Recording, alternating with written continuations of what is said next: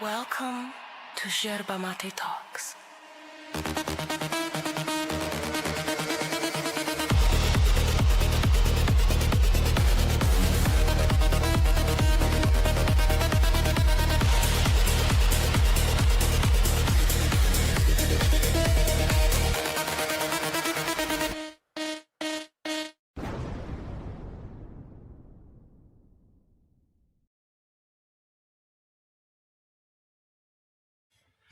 Welcome to another stream. I am Max. The cat is sleeping. And today we have no plan. We have nothing prepared. Well, I do have one thing prepared. It's very little, but no general plan, as it were. So we are going to see what we do. All right. Before we do anything, make sure to do the social thing is like, share, subscribe, send this to a friend, send this to your significant other, go to the corner, yes, the corner of your street and yell, subscribe to Yerba Talks. And that way we can share that up for the channel. All right. Dragon Sword says, for my adventure, I'd like to hurl abuse at Matthew Hakim. We can certainly do that. Tay says hello. Okay. So, I've been keeping some tabs on... wait, let me undo that for now. I've been keeping some tabs on this derpling we covered not too long ago, Flat Earth Banjo. Don't remember if we fully covered the video or whatever, but Flat Earth Banjo has been one of the people that has been losing his freaking mind over the whole Josh trip thing, right? So, here. Josh. So, as I told you... Oh my God, can you believe this? That is Josh, and this is supposed to be me. Like, I like that they made me very slim. Thank you so much. Thank you for that. No, I don't drink tab. Yeah, I only drink mate. I don't drink water because fish shit in it. And if you actually think about it, the water that we are drinking right now was at one point dinosaur pee. Just so you know. So yeah, this is Josh, and this is me, apparently. I'm working on this video about this Josh Monday. If you guys don't know, he went to a global channel. And as you listen, it was very painful to listen to the whole thing. And I've been listening to... Banjo, Damn you, Garrus. I'm telling you, you keep mocking me, but you will try mate, and you will be forever enamored, like everyone else that has ever tried it. I would like to know that, yes. This several times for 3 weeks, trying to... Oh, sorry. Banjo just said that he watched the interview with Josh several times over the last 2 weeks. What a fucking waste of time. But thanks for the views, though. And I've been listening to this several times for 3 weeks, trying to understand what's going on. At certain point... Wait, before we continue, and let me do this. What do I want? I want to ask questions from the audience. 1 second. Big fish in the house, yellow. Okay. So start the Q&A. Okay, what should we cover? We already have one vote from Dragon Sword. Hurl abuse of Matthew Hakim. We can certainly do that. Oh, I forgot to also share the link. So there we go. And we'll pin it. Boom, boom, boom, boom, boom. Okay. So for now, since the only suggestion we have up, I say we can review a Matthew Hakim debate. But let's carry on with this. So Banjo has been watching this video, my interview with Josh, for a couple of times in the last 2 weeks. Okay. Point of these 2 hours when he went there for 2 hours, he spent 2 hours. He feel like he was sorry, This is the impression. What? It never felt like that. He never said anything like he was sorry or anything like that. You filthy lying Banjo. You get. He's saying to the Glober, who is an 100% atheist, and he says that. I mean, yeah, but I'm not a Glober because I'm an atheist. I'm a Glober because the Earth is a globe, and I'm an atheist because there's no evidence for God. Simple. A couple of times. And Josh Monday, the biblical cosmology teacher, he acts like he was almost apologizing to this Glober. That never happened. Never. Not once. He pretty much, if you listen to that show, you're going to get this impression. He was apologetic, like apologizing because he had this belief in the earth being flat. It's ridiculous. Jack says, I'd like to discuss what a dick and cocky prick Mikey has become and my unfulfilled wish. He was arrested yesterday with an episode of Cops Canada. Oh my. Yes, we can definitely do that. But I'm putting together this whole thing, and hopefully this week, it's hard work, because you gotta try to understand. You don't want to misinterpret the person, but that's the impression that you get. Yo, Eddie, I have a way better butt than that. Way better. Don't. And of course, my tattoos. Like, man, where did they go? Also, I would never be caught dead wearing those freaking shoes. Like, seriously. I only wear white shoes. Welcome, Jack. How you doing? Mr. Max, good to see you, my friend. Good to see you, too. Who's this boring fuck? He has his own show? He has his own channel called the Flat Earth Banjo USA, Japan, and Brazil. 34.8 thousand subs. He's so charismatic. What? Wait, what? 34.8 thousand subs. Jesus, he's so friggin' boring. My eyes were closing already. Yes, he's very monotone, but fortunately, this section is just a little snippet, and then he moves on. Why is everyone so butthurt? Josh hasn't done anything yet. I mean, that's the funny part. Tay, yes, that is such a flat ass, and we don't support flat asses. We support big butts. Well, or at least I support big butts. I think though that you've got you might have abs in that. I mean, it looks like he did you justice there. Yeah, well, man, I'd rather take butt over abs. Well, flat ass or not, I mean, he did you justice. Nice of him. He could have mocked you. He could have made it much more funny. So that just goes to show how boring he is. To see this U.S. Army, who's supposed to be biblical cosmology teacher, was supposed to be there teaching the Glober, teaching what the scripture says about the earth. Well, no, he was not there to teach me about anything. He was there for an interview to talk about the trip that he's going to make and that I'm going to join on the second leg. That was the point of the video. What country is this guy from? I don't know, but apparently he is from Japan, lived a little bit in the US, and now he's from Brazil. Lived a little bit in the US and now lives in Japan. I thought maybe he was Thai. But wherever he's from, really know. Are you sure they're not restricted in their internet content that they can only get him? And how can he have 38,000 followers? I have no clue. He is very prominent people. Like a lot of people use his videos, but for example, like voices from cockpit, the testimonies from pilots. Pilots confirm that the Earth is a globe.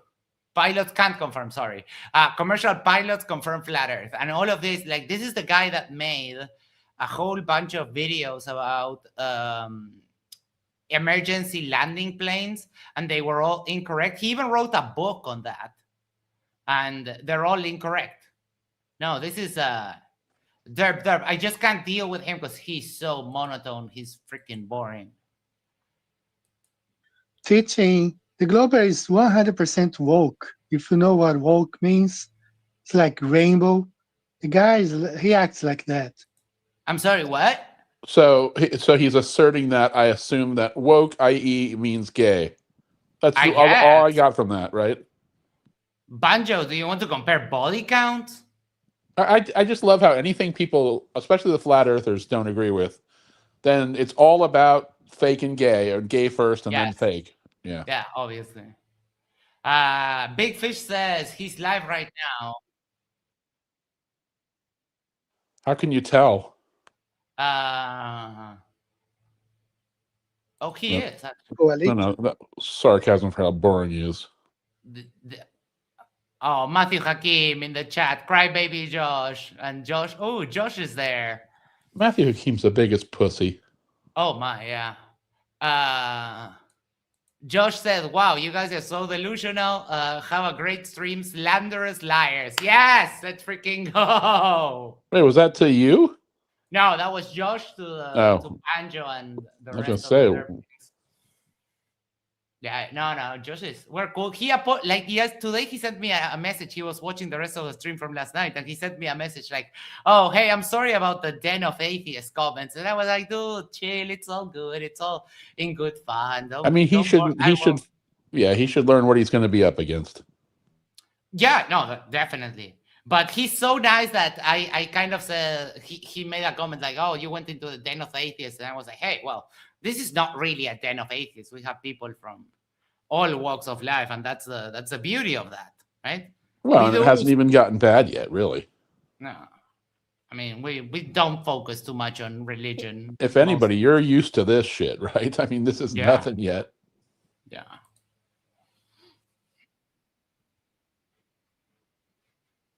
He was never apologizing, liar. True. Exactly. No. Fuck. What's the point he's really trying to make, though? I'm confused why, so far everything I've heard from Josh is very reasonable. Yeah. And he's like, he hasn't said anything other than, hey, I want to find out. And that infuriates them, even though that's the same thing they constantly say, looking for the truth, looking for the truth. Yep. This guy was there just like apologizing. Oh my, I remember that claim. No, he said he stopped doing push-ups because he was getting pecs so big that they look like boobs. And now he has actual boobs, but okay. For being a Glober. Well, how do women not directly. Shit. Fuck me. I'm sorry, but I maybe I'm slow, but who's apologizing to who and why? This Eddie is saying that Josh during the interview was apologizing to me, but that never happened. And why would he apologize to you? I guess for thinking that the Earth was flat. Like, but I mean, talk to me about things that never happened ever. He acts like he was almost apologizing to this Glober. He pretty much, if you listen to that show, you're gonna get this impression. Nope. He was apologetic, like apologizing because he had this belief in the Earth being flat. It's ridiculous. But I'm putting together this whole thing, and hopefully this week, it's hard work, because you gotta try to understand. You don't want to misinterpret the person. Oh wow! But that's the impression that you get. And yet you fully managed to do that in your first effort. Swing and a miss. To see this U.S. Army who's supposed to be biblical cosmology teacher, was supposed to be there teaching the Glober. Is 100% woke. If you know what woke means, was he just explaining? Was he just explaining his picture? No, I think he just uses pictures to accentuate because. But he basically explained what it looked like. He explained it. U.S. Army guy apologized. I mean, When you have to explain your fucking artwork or your memes, that's really bad. Right. He acts like that. But Josh Monday, this guy was there just like apologizing for being a glober.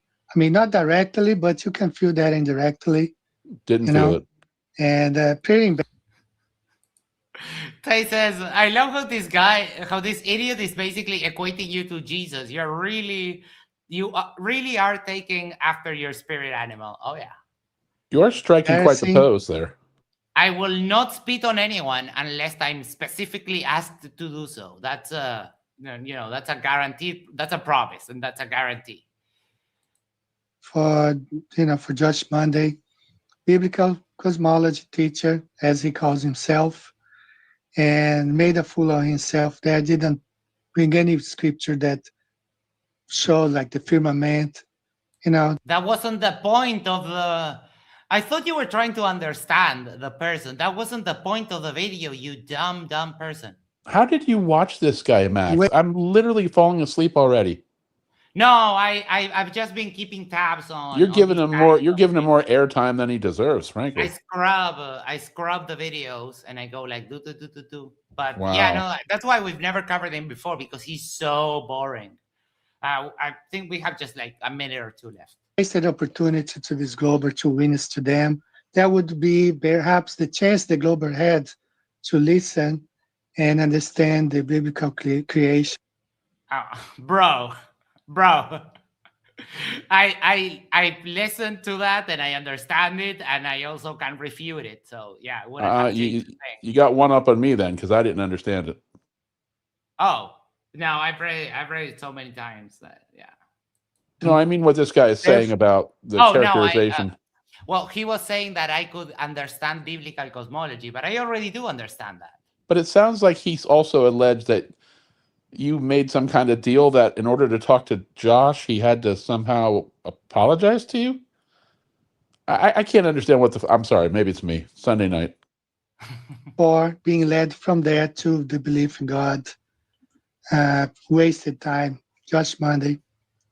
So that's why I have come to the conclusion Josh Monday has been a plant from the beginning. Obviously. Are we starting this discredit already? Oh, for fuck's sake. He was a plant since the beginning. The guy taught flat earth for 4 years on his YouTube channel, but he was a plant since the beginning. Like he doesn't have that many subs. I think less than 10,000. So, but how terrified must they be of their precious flat earth that the minute there's even the wind of someone even thinking about looking into something, that they all circle the wagons and start shooting? Yep. Let me check if we have any suggestions. No. Okay. So let's finish this up. So let's see what... that was it. All right. Perfect. So you wanted to talk about what we saw yesterday with Mikey. Oh, that was... Go ahead. Dude, listen, a year ago, Mikey, he still says the same stupid stuff that he's always said. He's a child, but his innocence is gone. That little bit of likability. Mikey Smith is absolutely not likable. And this cocky attitude that he thinks he's the Starman goat. Mikey, we're mocking you. Everyone in the world is laughing at you except the 5 dozen flat earthers you know. And the only reason you know other flat earthers is because the internet. The idea that you go park in front of a mall and you're not educating anyone, you're harassing them on the weekend with their kids and going to the mall. They don't want to see you there. They don't want to talk to you. And so when the cops come and tell you, hey, nicely go away. And then you start your big rant and self-entitlement and I'm calling the mayor and I'll have your pension. And dude, you are a fucking joke. Yes. I feel that, and this is my opinion based on what I've seen, but I really feel that Sam has been a really bad influence on Mikey. Like absolutely atrocious. Absolutely. Yeah. So that's hard. That's hard because like Mikey, for example, he doesn't have like the blatant homophobia. He kind of skirts the line. Sometimes he says he's okay with all lifestyles, and sometimes he doesn't look like that so much. He did say yesterday, while he was getting expelled from the parking lot, that he didn't want all the Hispanics here or the black people with the red shirts. And I was like, oh, Mikey, you don't need to say that. But yeah, I think everything went really, really worse when he started hanging out with Sam. Oh, there's no doubt. But also, there's a piece of Mikey that I never, well, maybe I never looked for it, but he is an angry, nasty human being. Like he went after that poor woman and called her the C word and all this other shit. And basically, nobody was being that way toward him until he started it. And then Yeah. how's he going to tell them the law? Everybody's wrong but Mikey Smith. And it just shows I mean, he is just a piece of shit. That's what he calls everybody else, and I have never called him that. I've called him dumb, but now I look at him and I see just an angry, nasty, just ugly human being who's so caught up in the flat Earth thing. And then, of course, Sam, fuck you, double Sam, because you're turning what Wow. was at least a person with some likable traits into just a terrible human being. Oh my, yeah. And Mikey Smith, it's one thing if you actually had anything, but everyone's laughing at your pictures. Nobody knows what they are until you tell them. And even then, come on. High school kids were trying to school you and you didn't want to even hear. You won't listen to a thing. And the cops, I was wishing they weren't from Canada. Pull that shit in a fucking U.S. city, bro. And it's going to be an episode of Cops. Why? Yeah. Oh, definitely. Taste to the floor and maybe have a little knee to the back of your neck just for good measure. Okay, so I'm an atheist, but Jesus, if you do exist, I pray that you allow Mikey Smith to be tased on live camera one day. That would be that would be so good. Oh my, that would be epic. Everyone was like that time that he got stopped because he ran a stop sign, and then he was also streaming while driving, and the officer was like, "Hey, buddy, you ran a stop sign there, eh?" Sorry. About time you slow down then. And he's like, "Oh, and you also shouldn't be streaming while you're driving," and didn't even get a ticket. No, not even a ticket. No, but I think they look at him as like they probably had way more dealings with him than we see. So he might be just the village idiot to everybody. Yeah, that is definitely possible. Okay, we didn't get any suggestions. So, because Dragon Sword did the only suggestion to cover, and he did say that he would like to hurl abuse at Matthew Hakim. We are going to indulge that. And it's just nasty Sunday then. Oh, yes. Matthew Hakim he is the difference between Matthew Hakim and Mikey. I mean, Matthew Hakim says it with a purpose, whereas Mikey's just an angry individual and it comes out. I don't think he wants to be that way, but Matthew Hakim wants to be the douchebag he is. Yes, absolutely. And then I like when he plays the game like, oh, everyone is doing hate speech on us flat earthers, and then went and did what he did with Creaky and Toon. They seem to confuse making fun of them with the nastiness that they say. To call everybody's either what is it? Is it Mikey calls that? Well, not Mikey. Who's the one that calls everybody evil? Oh, that's Vlad. Everyone's evil. Yeah, I mean that we're all liars. I mean, those are character traits. Those aren't like when we make fun of them for being dumb. That's different. That's not a character trait. You can display that with the words that come out of your mouth in the first minute. Yep. All right. So what I have here is PhD Tony and TJump versus Matthew Hakim and Nathan. And let me remind you that I chose this one because Matthew Hakim always says that in this debate, he basically debunked plate tectonics without even sharing his screen once. So you might want to give a quick PSA to all you home viewers currently. Whatever your method of calming yourself, whether that be smoking or drinking or whatever, or if you're sitting, you may want to lay down for this one. Yeah, no, it's all kinds of derp. I'm doing the thumbnail, but yeah, here we go. Oh, look who that is. It's Ryan. Hey, Ryan, I hope you're doing well.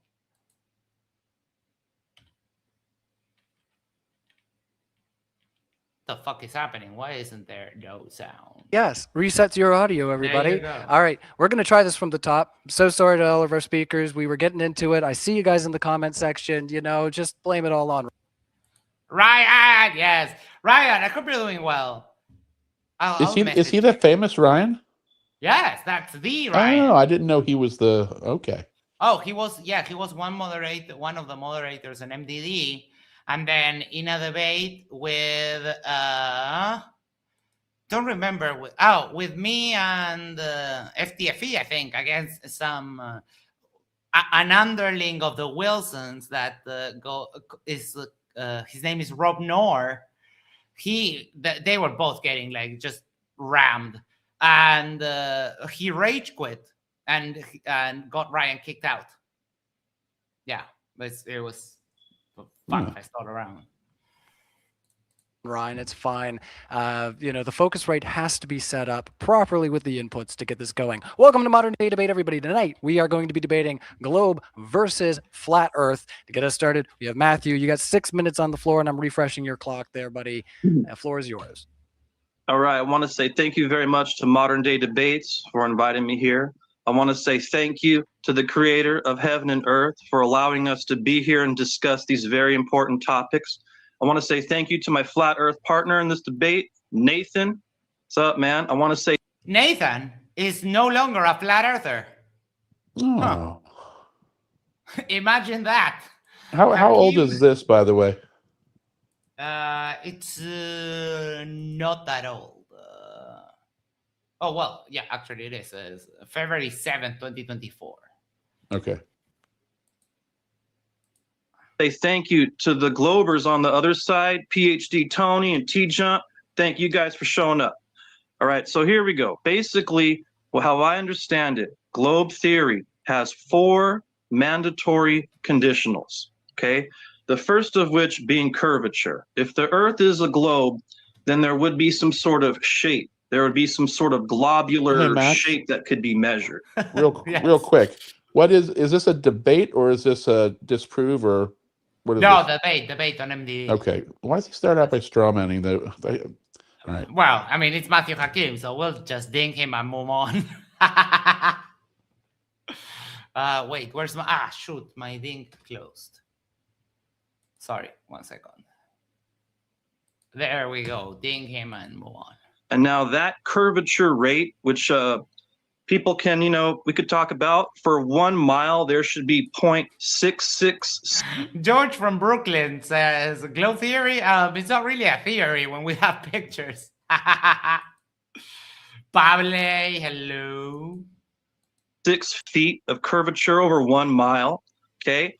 Over 10 miles, there should be 66.6 feet of curvature. Okay, we're 10 miles. Oh, what's with the 666 thing, Matthew? Come on. Curvature is not measured in feet, just FYI. But just to make sure he says 666. I mean, fuck you, Matthew. Obviously. Over 100 miles, there should be 6,669 feet of curvature, which we don't see. Any way you cut it, we don't see it. Now, when I see... I think I've seen a little something about this. Give me 1 second.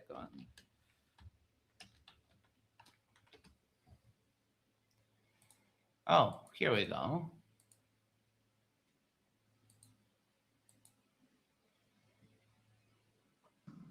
Oops. Sorry, Matthew. Oh, your opening got undone by a little video. Oh.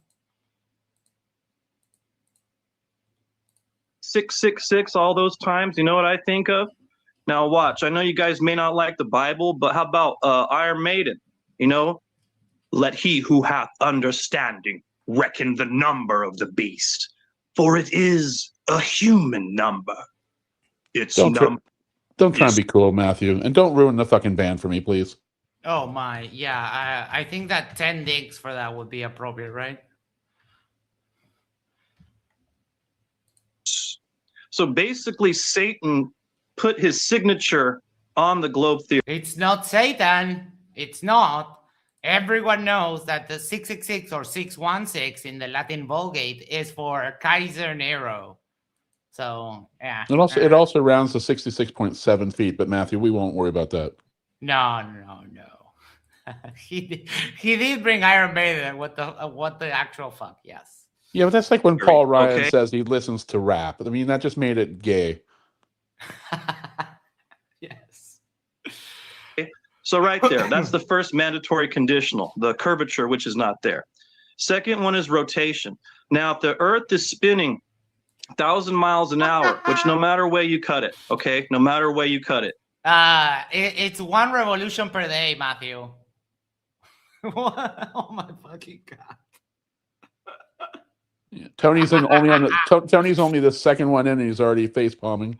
Yes. The Earth is allegedly spinning 1,000 miles an hour, right? Which we don't feel. No one can feel, okay? Matthew, could you imagine if we could feel the constant movement every day of the Earth? Matthew, if someone puts a finger on you and you get distracted and you think about something else, eventually our nervous system evolved to ignore constant stimuli. So if someone puts a hand on you and you forget, after a while, you just stop feeling the hand. The worst part with their proofs is they're not scientific proofs of flatness. They are like personalized observations of what they think it would or wouldn't feel like. Yeah. You know, I mean, it's never some kind of, hey, flat Earth shows that angular this and that, and you can measure by doing. It's never that. It's all the same shit over and over. George from Brooklyn said, you could never let me debate. The Brooklyn will come out and I would make too many flirts cry. Hashtag. Oh, I'd watch that. Yes, we all want that. Maybe some expensive little device that's designed to give you that result may feel it. But anything, no one, plane hover or a helicopter hovering in place. Oh my god! You know, if Matthew was a sniper for the military and he refused to use, Coriolis in calculating his shots, he'd never hit anything. Nope, he would be 0 in the hitting stuff department. Hold on, I'm looking for a video. Where is it? Oh, here. Actually, I take that back. You could use Matthew for sniping anybody at the North Pole or South Pole. Yes. So, Matthew, this is a helicopter taking off from an aircraft carrier. Why doesn't it shoot like it? This is so silly. Well, that's what he's asking, though. They don't even understand. Like, if the Earth and atmosphere was rotating together, this is exactly what you would expect. But they don't they don't accept that base premise, and of course, they never talk about that, though. I mean, Jesus Christ. So what are let's get. I mean, have you seen this video before? Yes. Pretty sure we also did an after show for this back in the day. Did I lose you, Max? Yes, maybe. Let me break out back in. And here we have another video of another helicopter taking off from a moving aircraft carrier. Check. Yeah, I can hear you. I don't know if that's an Apple thing or a StreamYard thing. I don't know either. It only happens when you change the state of like the source video. Like sometimes it's when you turn on or turn off the sound. I don't know why. Some nights it doesn't happen. Weird. It's probably Apple. I Am Raven says attributing 66 to Nero is done through gematria. Well, yeah, that is the idea. That's why, because it's a criticism of Nero, but they couldn't make it blatant. They couldn't just say it out loud because Nero was a little bit of a, how do you put this, murdery, a little bit of a genocidal maniac, right? So yeah, they couldn't just say that the beast was Nero, but it is understood by most people that that's what that means. I haven't seen this video, obviously, but I'm expecting one of the last 2 points, either to be water sticking to a ball or water seeking its level. Yeah, probably. Don't remember it. The Earth isn't moving, okay? If I jump in the air, okay? If I T-jump in the air, right? 1 second, the Earth would allegedly be spinning so fast under.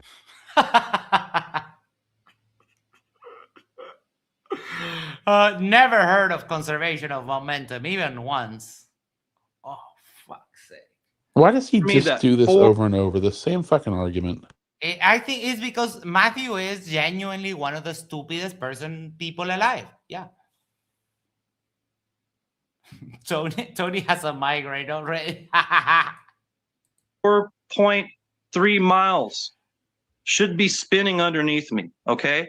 No matter how you cut it, no matter how much fairy mathematics you lay on that, it is not happening, okay? And I know Globers might say, yeah, that's like half the clock, okay? Which is reasonable, right? However, theoretical globe Earth is much bigger than a clock. It doesn't change the fact.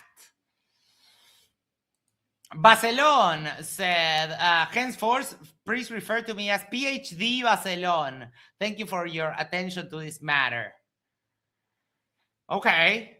I believe you told me that you have a PhD in petrochem, right? I don't have a reason to disbelieve you. So You got to drop the thank you for the attention to this matter. That just reminds me of Orange. Yeah, that's why he does it. He's actually it's ironic or sarcastic or whatever. Or stupid. And he Yeah. believes that shit. No, he's not. He's not a Trump supporter. That I know. That much I know. Yes. I try not to invoke his name. Yeah. If you say Basel 3 times, he appears. Okay? What that means, it's more ground to cover in the same amount of time. Okay? So that's the second mandatory conditional, which is not present, the rotation. Okay? The third one is tilt. Okay? Allegedly on globe Earth, on the globe theory, there is a 23.4 degree tilt back and forth, which is allegedly the reason for the seasons. Please stop what I saying would like to allegedly and just demonstrate make you- your fucking point. That's how you know the flat earther you're debating is insecure. When they go out of their way to either say allegedly or supposedly or like he's going so far out of his way to try and strawman what is going to be brought up in this debate. Oh, physical chemistry, specifically solid state NMR. What is a solid state NMR? I'm curious now. Hold on 1 second.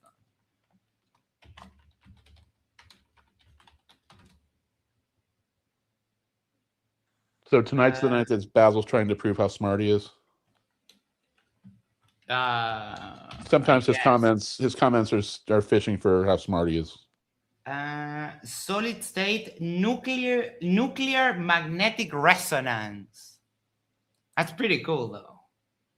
You're smart, Basil. Not going to lie, that is pretty cool. But Yeah, but then I he'll don't know, follow it up with something fucking stupid. I don't know if you know this, Barcelon, PhD Barcelon, that both Witted and QOP have debunked atoms because they're not real, because why would they? Somebody just ranked the crap out of Mikey live. What? What? Mikey's live? What? Pranked. Wait, what happened? I knew that he was live. He was showing his ankle vagina again. Oh, Christ.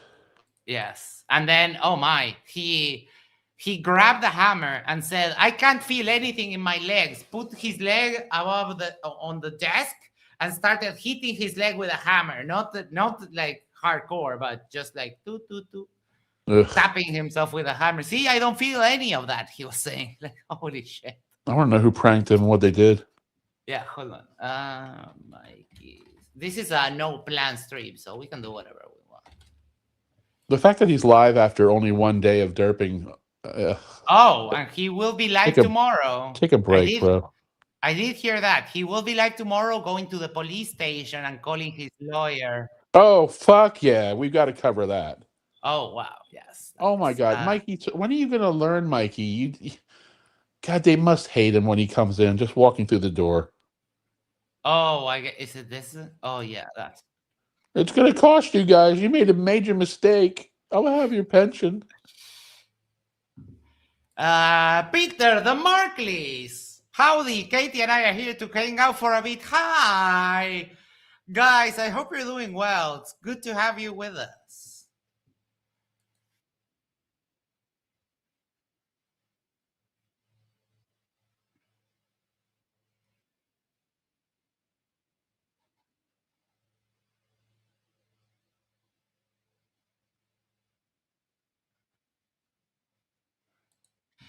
Wait, Sour Pounder, who, hold on.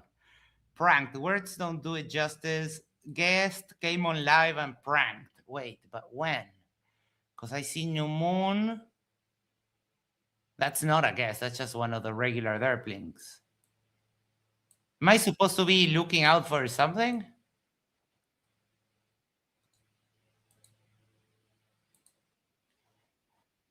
That's a real New Moon. That is not a...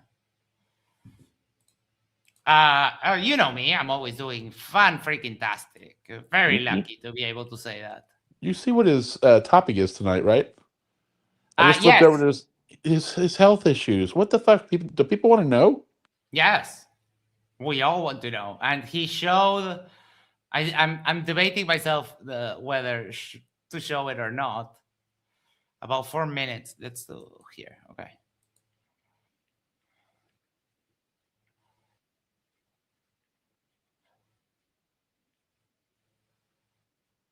Oh, I can't. I just went back in Mikey's stream and he said, "Do you understand how pressure works?" I can't have a physicist. Yeah, Mikey. Sorry. This is it. Katie said to ask you to say cookies. Cookies like that? I don't know. Is it weird? Is it funny? Sounds right to me.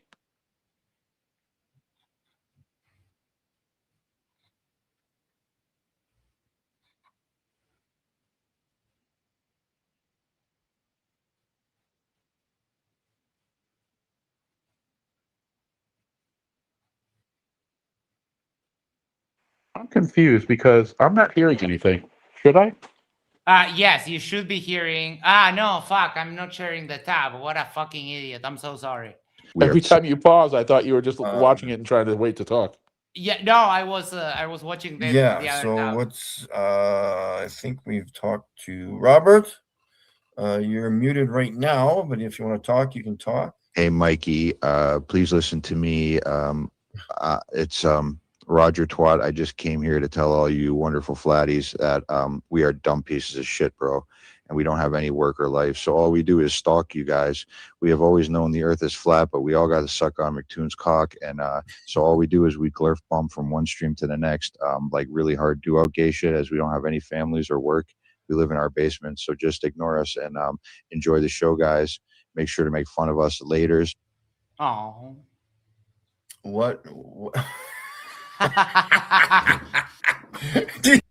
Oh, poor Mike, he got trolled. I think you might have had a little hard on there. A little bit. This is like, yeah, we're Glovers. She likes your accent. Well, thank you so much. It was funny, Sour Pounder. It was. Daryl M says, "What's the plan?" There's no plan today, so it's going to be scatterbrained as hell. Right now, we were watching a little prank on Mikey, but we're actually watching this. I will give Mikey a credit for one thing. The shape of his head is just amazingly, almost perfectly spherical. Yes. Yes.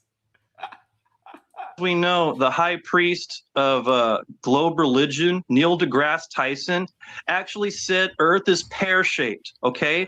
I'm not putting words in his mouth, okay? Tony's face. This is their intro, Max. I mean, this is what fucking kind of debate's this going to turn out if he's already on this? I know. Oh, this is just so good. Well, I mean, that's all Matthew has. Matthew doesn't have the mental capacity for more. This guy Now with him, watch. Nathan. Yeah, Nathan is nice. He used to believe in like the ether and so on, but apparently he's not. I was checking the escapees section on the Flurf wiki, and Nathan is there. Oh, that's good to hear. Katie said to Hakim, "Your butt is pear-shaped." This guy is so gross. I can't imagine having to talk to him for this long. Oh my, can you? High priest of the globe religion, that should make Hakim the 15th-time winner of the dumbest comment of the debate. I honestly, I'm tempted, but I don't think it falls under the purview of the section. So, well, maybe we also, can give him another award. If he wins that many times in a row, I believe you have to rename the award after him. Yes, the Matthew Hakim dumbest comment of the debate award. Reason there is no tilt, okay? Polaris would be directly above the North Pole of this pair, right? No. Doesn't matter how far away it is. Polaris is directly above the North Pole of this pair. Now, not only Polaris doesn't tilt, but Orion. Oh, he doesn't The understand. constellations, He thinks the tilt wobbles or rotates with the Earth. Oh, fuck, Matthew. Come on. Yes, Matthew. If the Earth was straight up, the northern star, the star that would be right above the North Pole, would be another star. It is Polaris because of the tilt, and Polaris is that way. Which, coincidentally, for me, let me fire up night sky. Search. I should have it here. It is sad, though, when they don't even know what we say, and they're trying to tell us what we say, and then they're arguing a point that no one has ever claimed. Yeah, again, Polaris, still that way. Always that way. For some reason. I wonder if anyone would know why. So I guess they're thinking all those apps are, even though they use them when it says something they believe in, all those apps are fakes. I mean, all of the things in life that are fake. We build satellites we never launch. We build rockets that crash. We have telescopes that cost over $1 billion that just generate fake images. Yeah. But even when you talk even these simple apps that people publish, there's plenty of like star finding apps. Those must all be fake and purposely wrong. I mean, they have to be, except whenever I look at the sky, I mean, the stars that I see match the stars that are there. Like the stars that I see. Probably coincidence, right? I guess. But it works for me here. And it works for people in the US. Like if you're looking right at the sky. But for some reason, whenever I try to find Polaris, it's telling me it's that way. The sad thing is, though, if he were to stop now, I don't know if he really believes the Earth is flat or not. But if he does, that means he's willing to accept all of these things must be fake. The trillions of dollars in things that exist, in the things that we do with rocket launches, and I mean, how many telescopes that cost over $1 billion are there in Chile alone? Oh, a lot, because it's one of the best places. So that means mankind is spending trillions of dollars, well, billions, hundreds, possibly, or at least tens of billions of dollars in just doing things to what? Fool the flat earthers? Yes. Well, I heard, I don't remember who exactly, but I heard that it is, they do that so that they can sell the globe model to the people. Like anyone needs selling on such a basic fact, right? Well, the Vatican must be doing it too because they have their own observatory. Yes. But remember that the flat earthers hate the Vatican. Oh, they're in on it too. My bad. Yeah, they're in on it too. And especially they are not Christians because the Vatican is with the Jews and with the Masons and with the Jesuits and whatever. So wait, is anybody on their side except the other idiots like them? No. Is every agency, every group, organization, everything against them? Yes. That must be a lonely life. They're literally Neo from the Matrix, because even other flat earthers are not real flat earthers. They are completely alone in their kind of groups, but still, even in their in-group, if you think that everyone is a liar, everyone's a shill, everyone's a plant, then how can you even make a friend when, oh, yeah. Well, that's why they dismissed Josh then so soon, because now they Yes. just put him on the other side with everyone else. I guess he Yep. didn't pass their purity test. Exactly. Peter says, I think the Vatican being in with those groups would be news to those groups and also to the Vatican. Yes. Fixed stars do not tilt. Now, What is that supposed to mean? Fixed No stars. idea.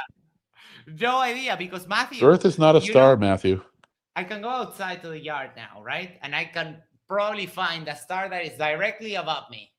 And then I can also look diagonally and find another star. So what the hell are you talking about? But the tilt part is interesting because if he's saying what I think he's saying, he's implying that all astronomical bodies are lined up in their pole positions being parallel. Yeah. Like there's stars at every tilt angle, you know, on axes that rotate parallel to us, to ours, or perpendicular to ours, or at any combination of millions of other micro degrees. I don't know if that's what he's saying or not. Peter says fixed stars is a historical term that he's bastardizing. Okay, hold on. Let me grab that link. That's interesting. 1 second. Here we go. Copy. Boom, boom, boom. Okay, okay.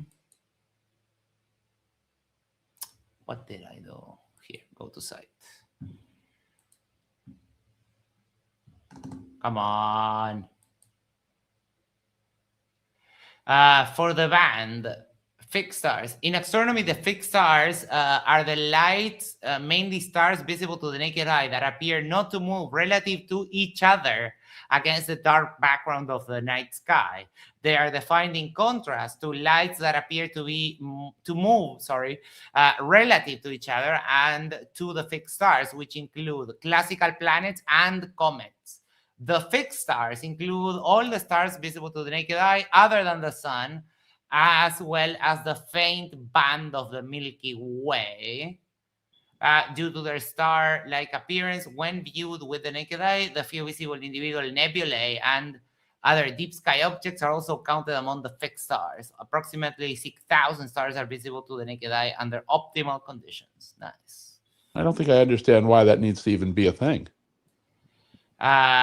Well, what moves to the naked eye, though? I mean, I guess if you stare long enough, you might see, other than the moon and the sun and everything moving because the Earth is spinning. But I'm confused on what that term was created to mean.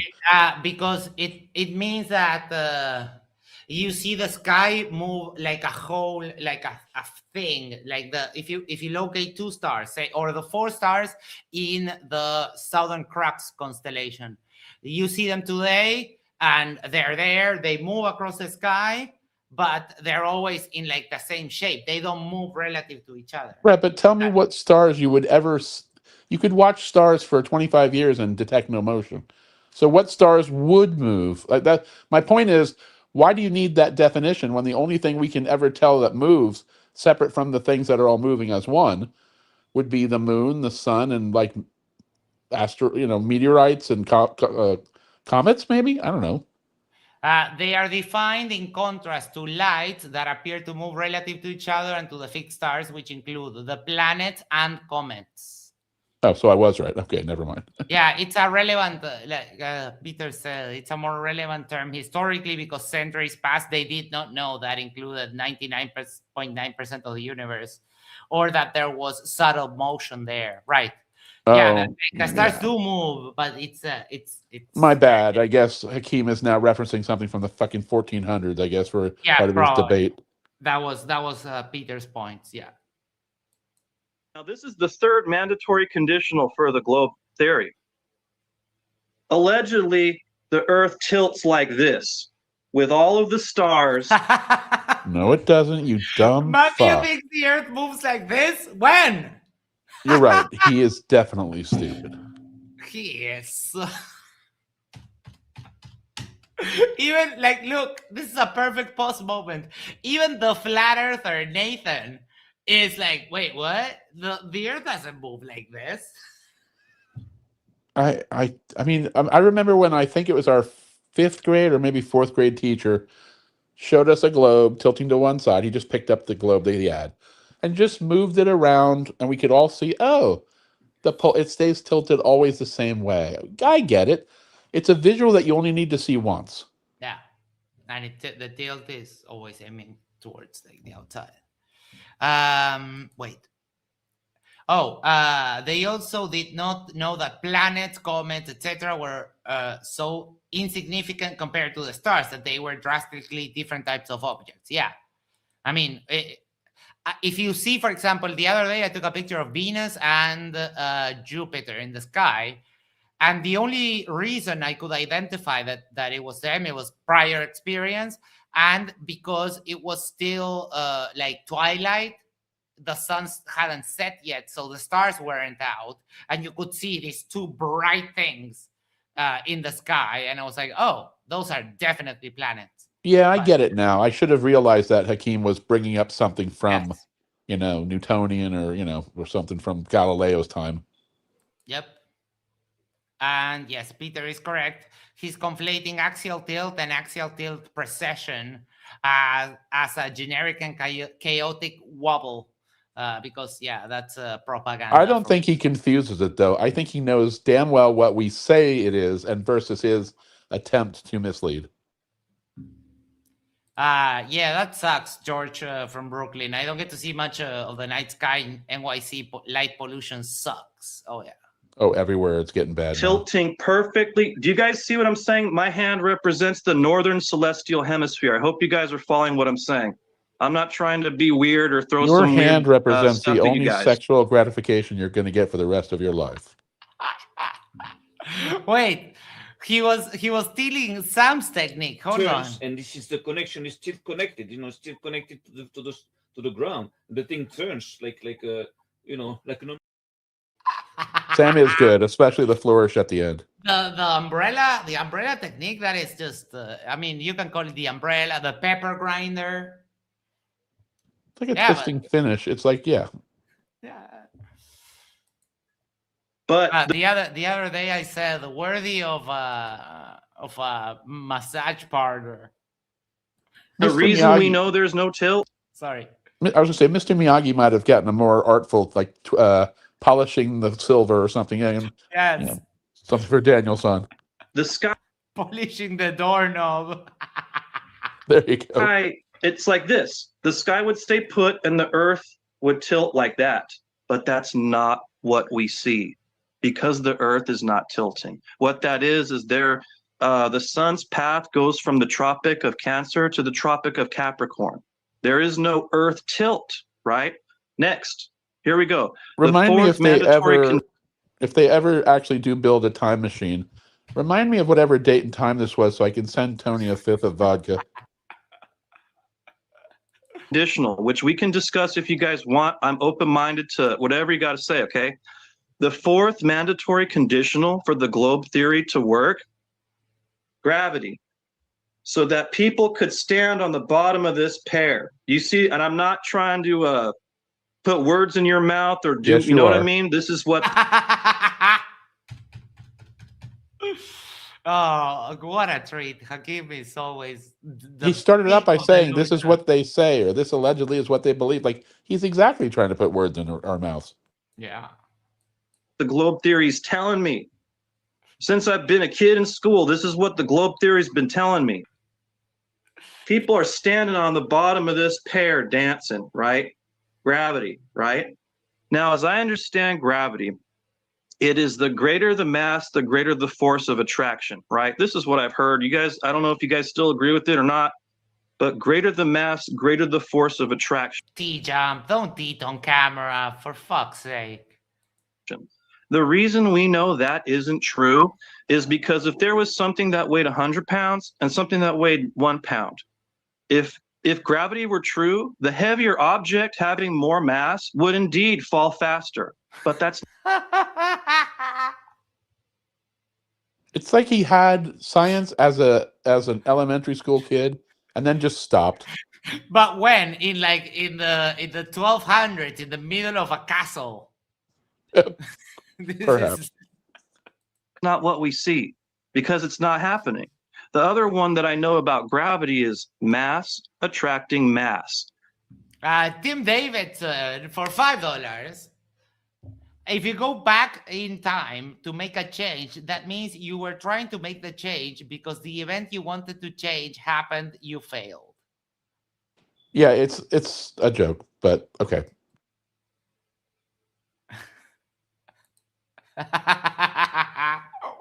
Oh, no, Peter no, is on fire. I missed you, Peter. I subscribe to the Marvel Universe timeline theory, so no, I'm going to stick to that. I'm going to stick to that. So Peter said, the greater the mass, the greater the attraction. That must be why Hakim binges on donuts. Now, Hey, okay, we don't see that. Mock donuts, Peter. I don't like donuts. Oh, you're a fucking Nazi. You're a fucking. I'm sorry, that's the wrong word. You are you are a communist.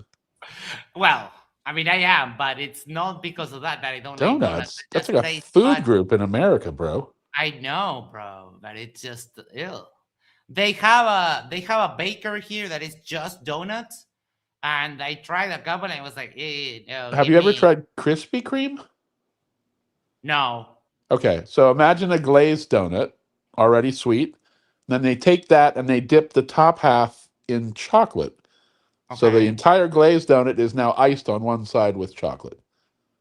Now, if you ever say anything bad about that, I'm gonna fly there and I'm sorry. We're gonna have words. No, I've never tried that. I don't like the way the dough tastes. That's what I don't like. But maybe it's because they just do them weird. Well, I mean, there's donuts cooked different ways. I mean, there's old fashions and they taste completely different than, But yeah, I get it. Maybe you're just not. Do you like cake? Yes. Do you like cupcakes? Yes. Okay, so maybe maybe it is a dough. When I look in the sky, I do not see the moon being attracted. 10 seconds. I don't see the moon being attracted to the earth. I don't see the earth being attracted to the sun because there's no gravity. All of those mandatory conditionals for the globe are non-existent. Okay. Thank you very much, guys. Appreciate it. Thank you. He converted me. He just said, I don't see the sun being attracted to the earth or the earth being attracted to the sun and the moon being like, how would you even, Matthew, you also don't see your fridge magnet being attracted to the fridge. Yeah, my Domino's pizza magnet's stuck to my fridge, and I don't see why it is, but it seems to work. Yeah. Tim Davidson for $5. Newton, I like him big. Come on, Newton. We can't write that in science book. Fine. The greater the mass, the greater the attraction. Oh, yeah. Newton. Thank God for editors. Big booty Latinas. Thank you. All right. Thank you so much, Matthew, for your opening statement. Just remind everybody who's hanging out in the live. So everybody that watched that, make note. That was an opening statement. He didn't make a case for flat Earth. He didn't make a case for the science or the math that he could, he made a straw man argument about stuff he knows, frankly, is not what we say. And that's his opening. Talk about misleading. Oh, yeah. Oh, we have the wonderful Brenda in the house. Hello. Hey, Brenda. Hi, how are you guys? You just missed Matthew Hakim's opening. You would have been convinced on flat Earth. I saw it when it was. Oh, this is an older one. Did you know that Mikey is live? Yes. Yeah, but the topic is his health and stuff like that. Yeah. Did you know that he was displaying his sores? No, please don't. No. His heel vagina, yes. Yeah. Did you know that he hit himself in the legs with a hammer? Yes. Yes. Oh, I can't. No. It's I don't. That is just like I don't even know why he does that. Like seriously, Mikey, take care of your fucking self. He's going to the police station on Tuesday to confront them. Oh, I'm Oh, already putting. I got that on my calendar already. Yes, I heard that was tomorrow, but yeah. He's doing something tomorrow, but Tuesday he's going to the police station to. Oh, awesome!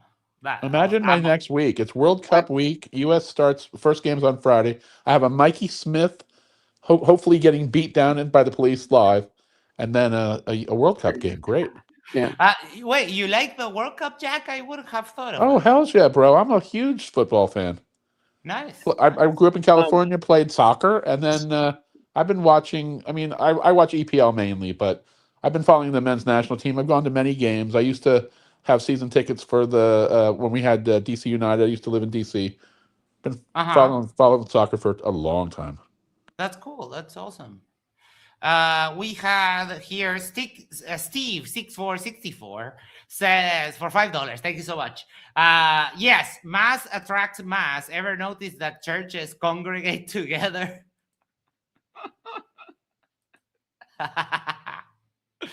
What was the timestamp of the prank on Mikey's stream? Seems like it was Terry doing an AI Roger.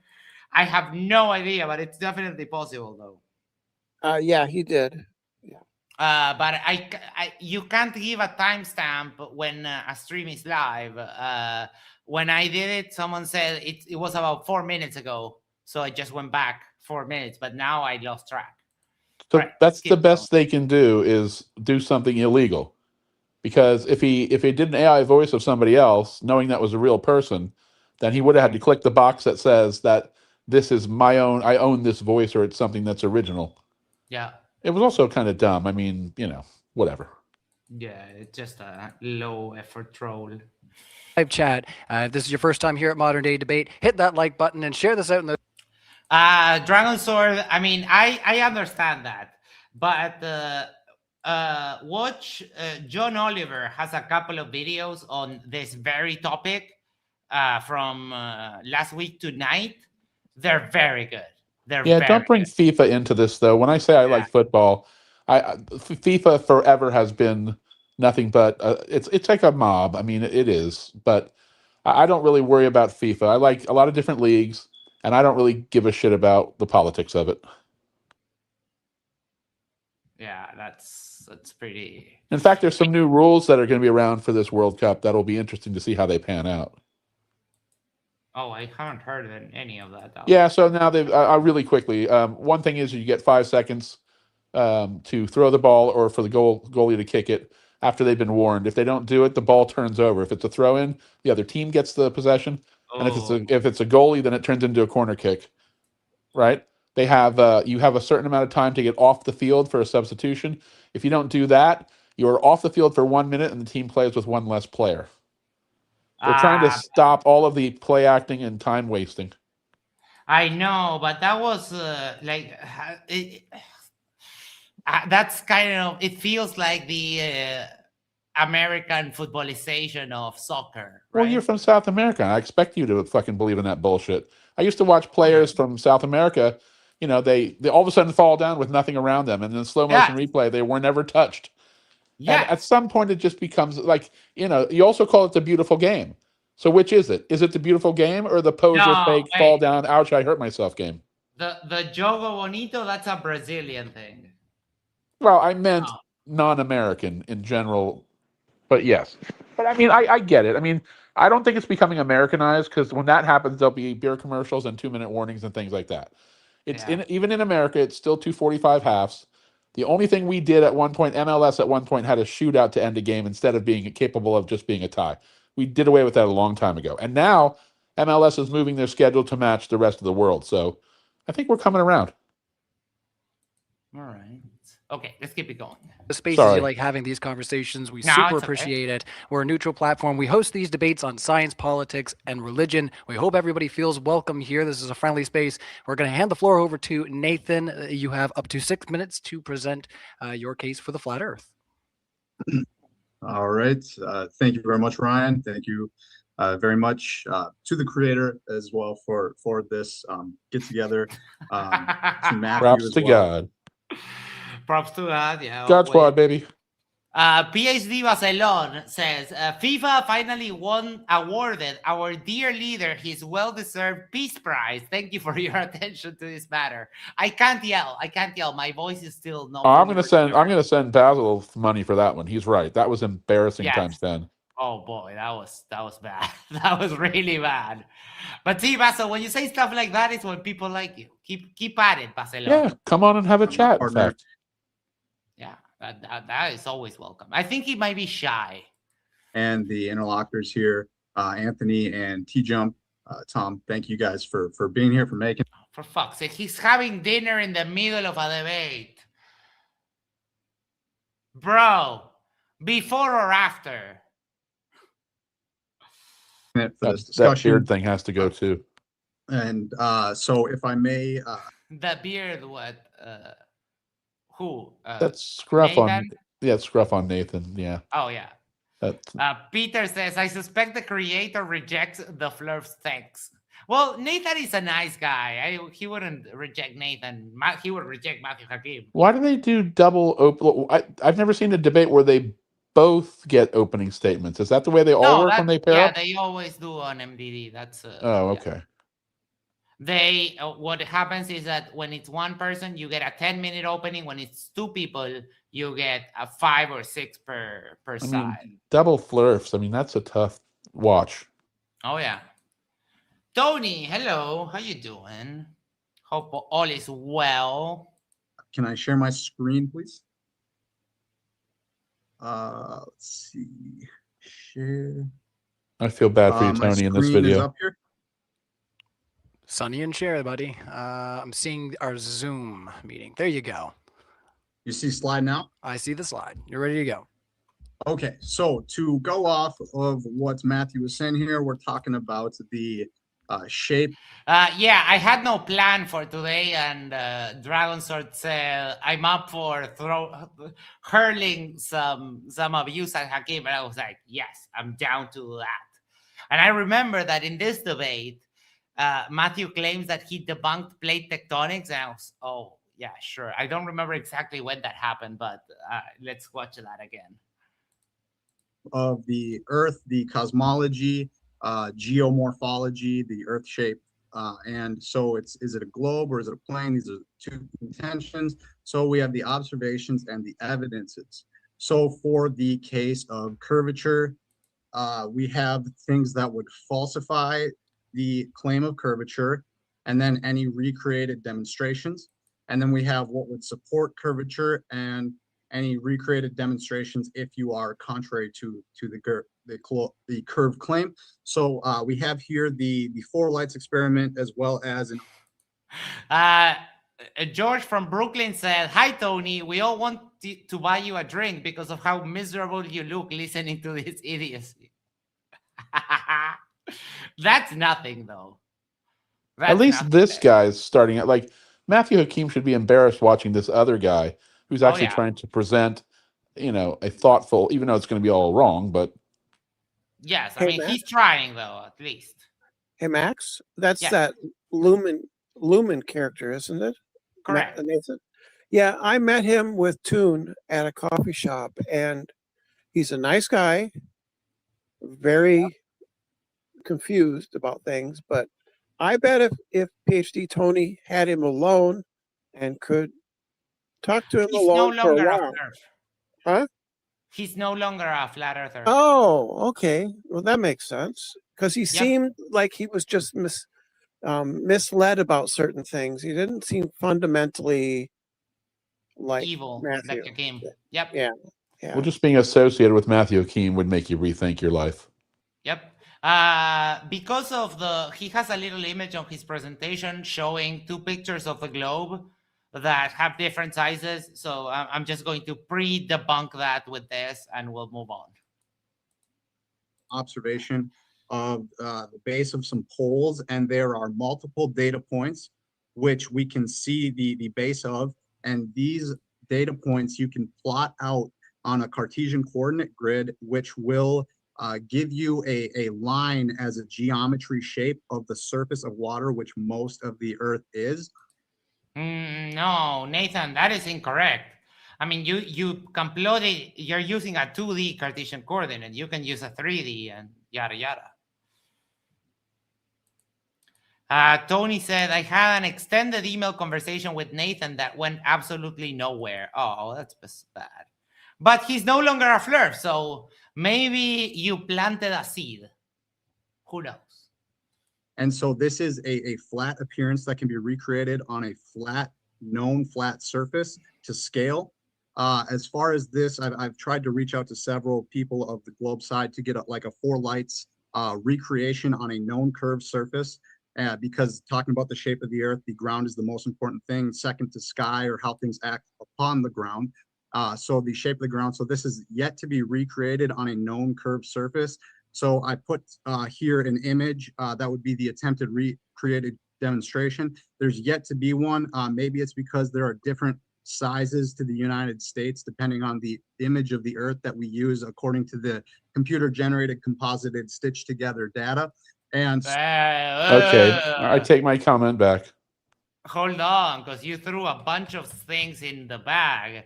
Like, Nathan, if I stand against the wall and you take a picture of me, a picture, you take just my legs until my waist, and then you take a picture of the upper part of me, and you grab those 2 pictures with paint or Photoshop or whatever, and you put them together, is that a fake picture of me? No.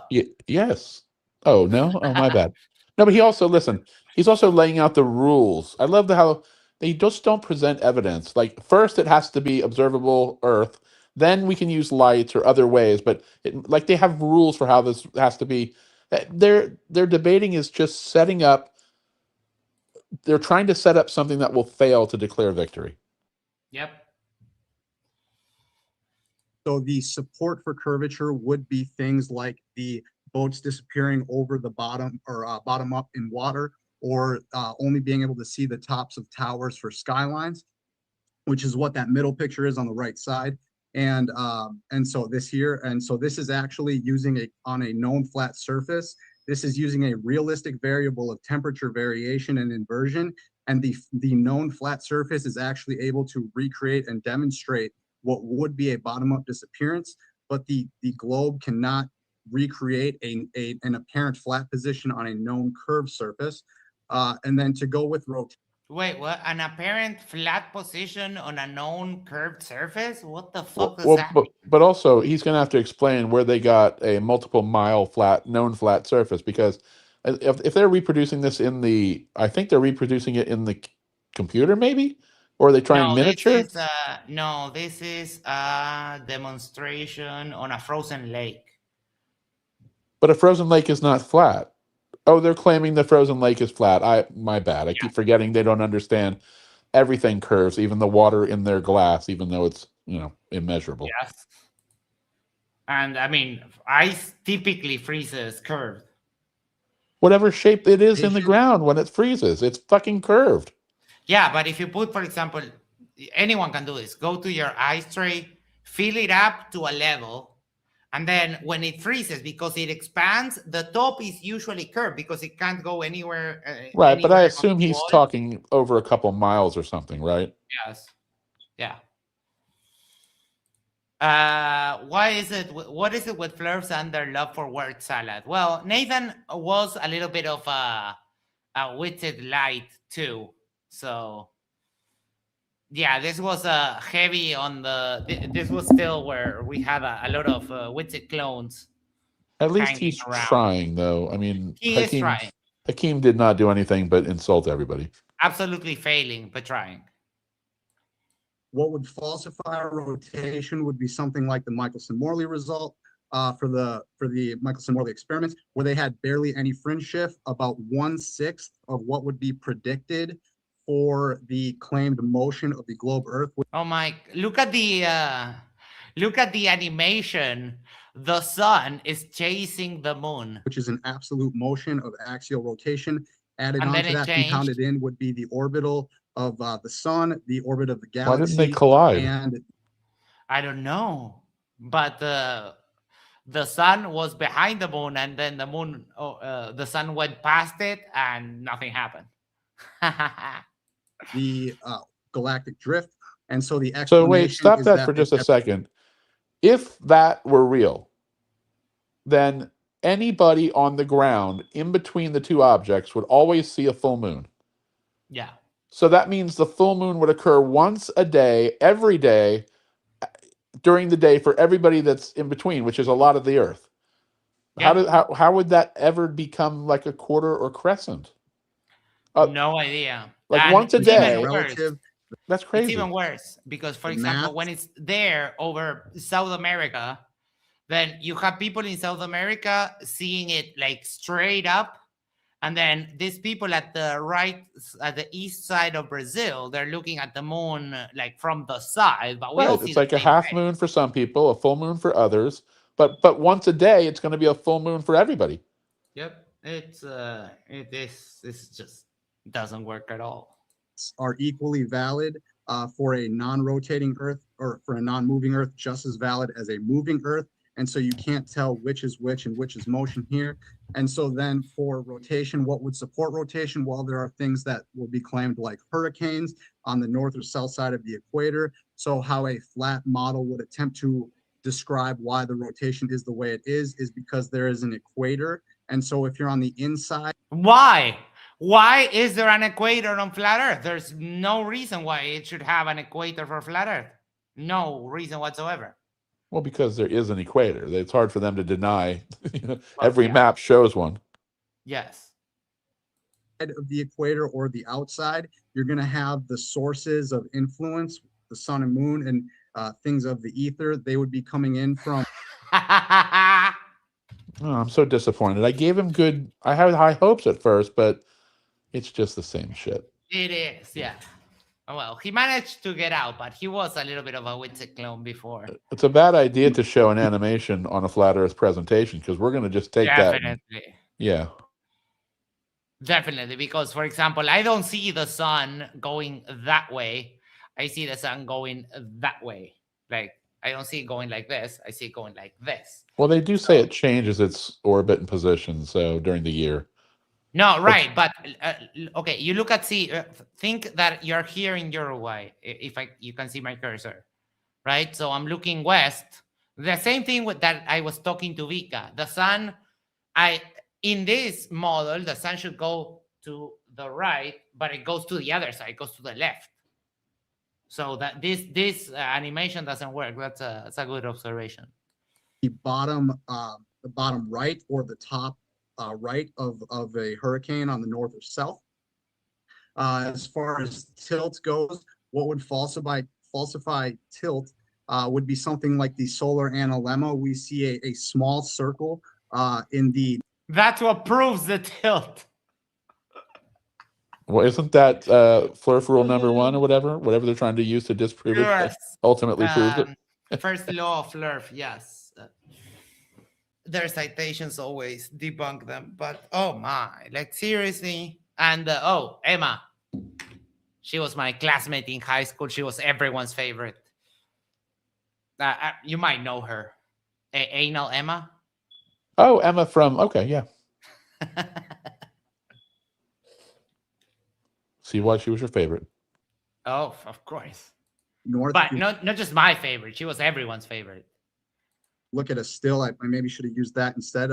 You have a large loop in the south and then a small loop in the north, which would match the sun making, if I can go back here, the sun. What about the direction of the loop? Inside. Yeah. And he just mentions the loop, but he doesn't mention, oh, the parallax is coming in. Okay. And bigger circles on the outside. And then you also have the response to this would be the astrolabe, which is and all other things like the Antikytherian mechanism, ancient navigational celestial navigation devices that are still accurate today.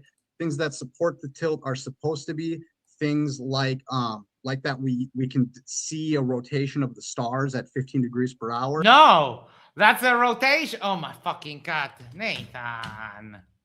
I don't think he's matured his argument here. It seems like he's kind of in middle school flat Earth, and he's trying to put together. He's got some witticisms in there, but it doesn't sound like he was really. This may be his first debate. No, he's done before. He's just he wasn't that bright. when it came to the arguments. He was just a little bit light. So that supports that it's the Earth spinning at 15 degrees. But we have a refutation of tilt also using the star rotation, because when we see parallax of the stars, not in terms of like other side of the sun parallax, but rotational motion, anytime you're moving in a body, you're going to look out and the closest objects are going to move the fastest and the distant objects are going to move the slowest. All of the stars. But that's not what's happening here. I almost want Tony to come on to explain, while he's listening to this, is his mind racing with things he could debunk or debate to the point where there's now 50 things in his mind. And he's now just confused. Like he could have a field day with everything that's been said so far. Or does he stick to his presentation? That's a great question. Tony, if you want to hop on or if you want to reply, do as you will. Stars, no matter how distant or close they are claimed to be, all appear to move in uniform motion, which would imply via parallax that everything is equidistant as far as stars go. And then lastly, that is supremely incorrect. Well, remember, they're saying that the Earth is stationary and everything else is moving, not that we're just. I mean, ours would make much more sense, wouldn't it? Yeah. Tony said, "I'm not at home. I will be in a bit." So hold on. Let me write the question so we don't forget. What goes through your mind during the flurf opening? And You've probably heard it all before anyway.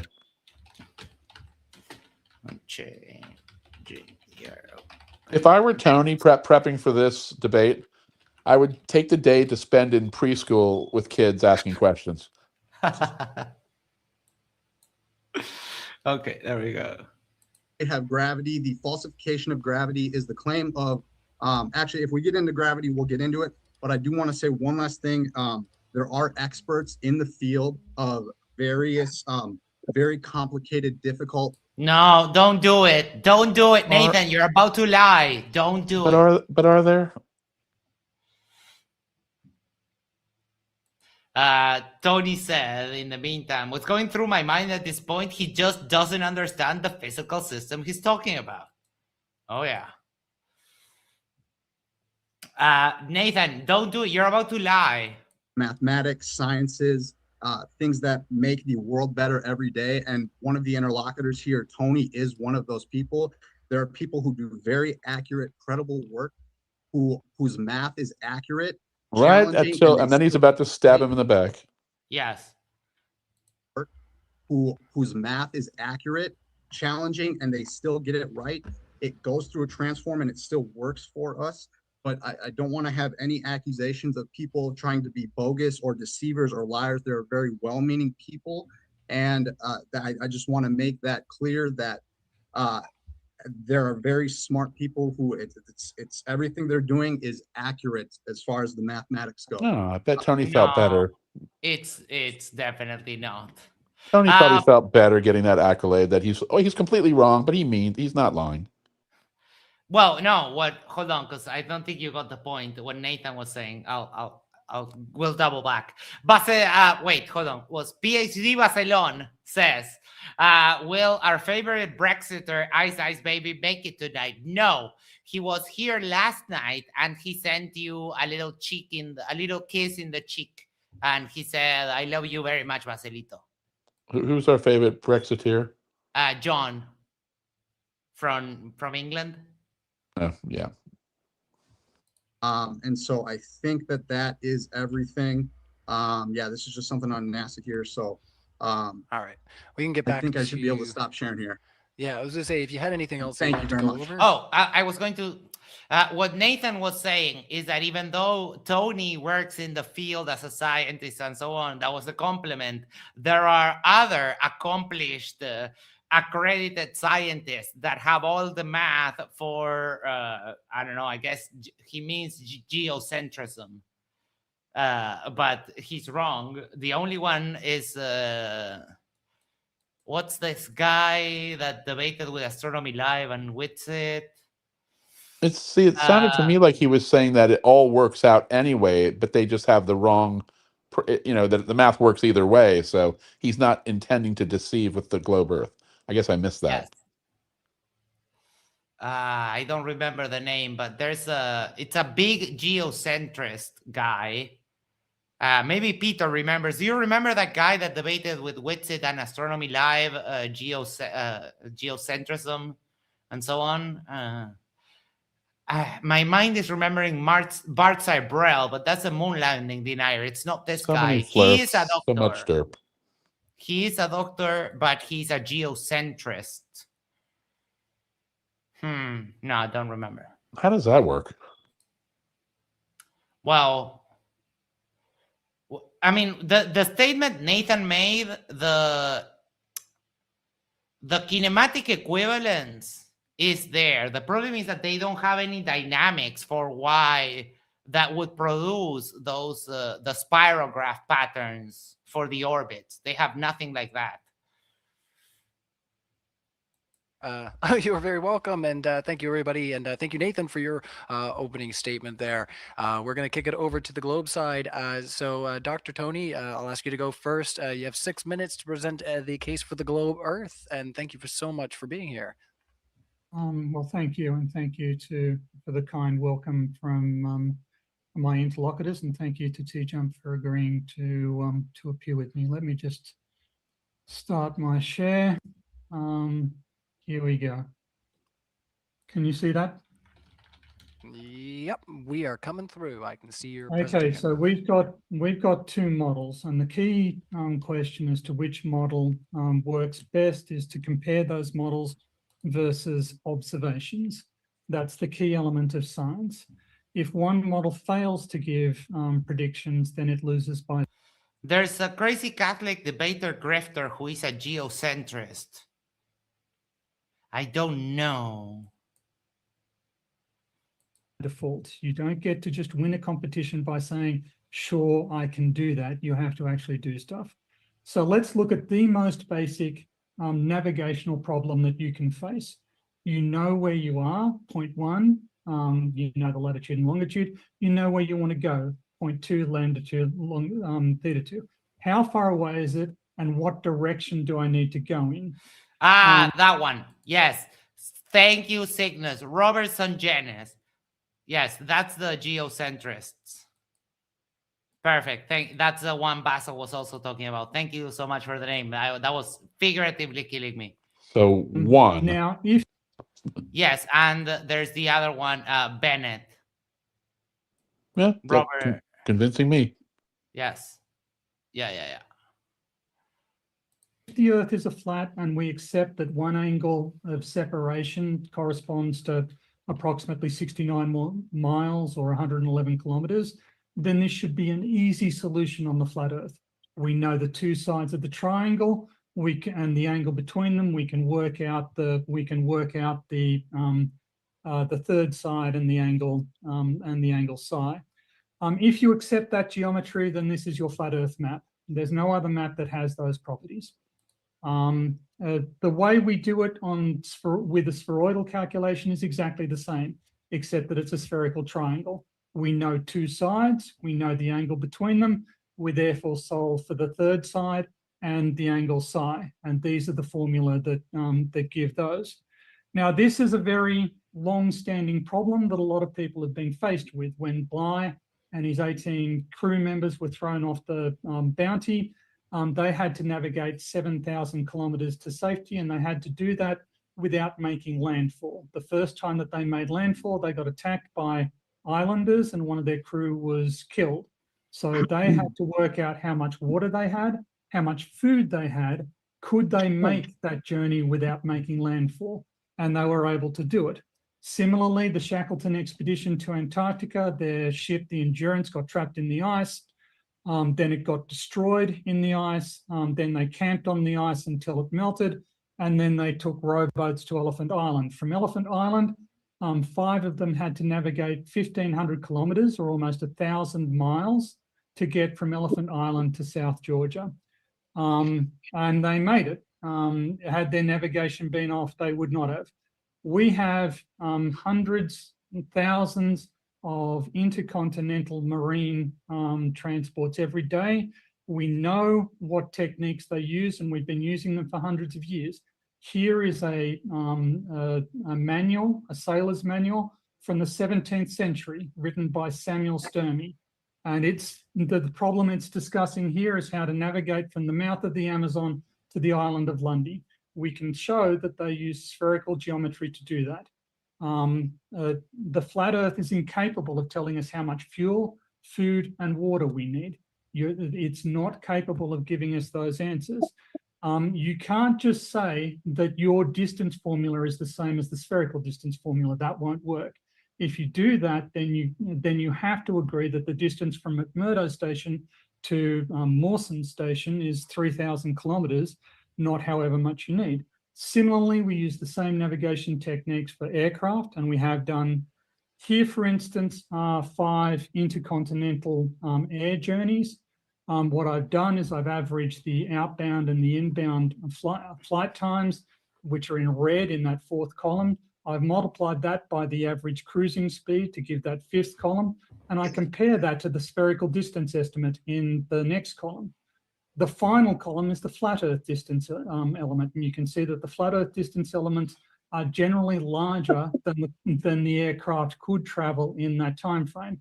For Sydney to Santiago, which is the shortest flight in terms of time taken, the flat Earth says that it's actually almost twice as long as it is in practice. Meanwhile, flat Earth tells us that the shortest of these flights is actually Seattle to Dubai, which is one of the longer flights by time taken. Again, flat Earth fails to give us aircraft fuel requirements or food requirements. We can actually check physical objects. Here we have submarine cables, one submarine cable going from Sydney to Hillsborough. We can compare the cable length that we know versus the spherical distance formula and the flat Earth distance formula. We can see the flat Earth distance formula. This is one of my, I love this evidence, but it's I've never used it really, but it's a great one because you can check this yourself. You can ping and do a trace on your connection to, say, the US, and Uruguay, for example, is hooked up to the super highway that goes all of the east across America from here, from down in the south to Florida, I think.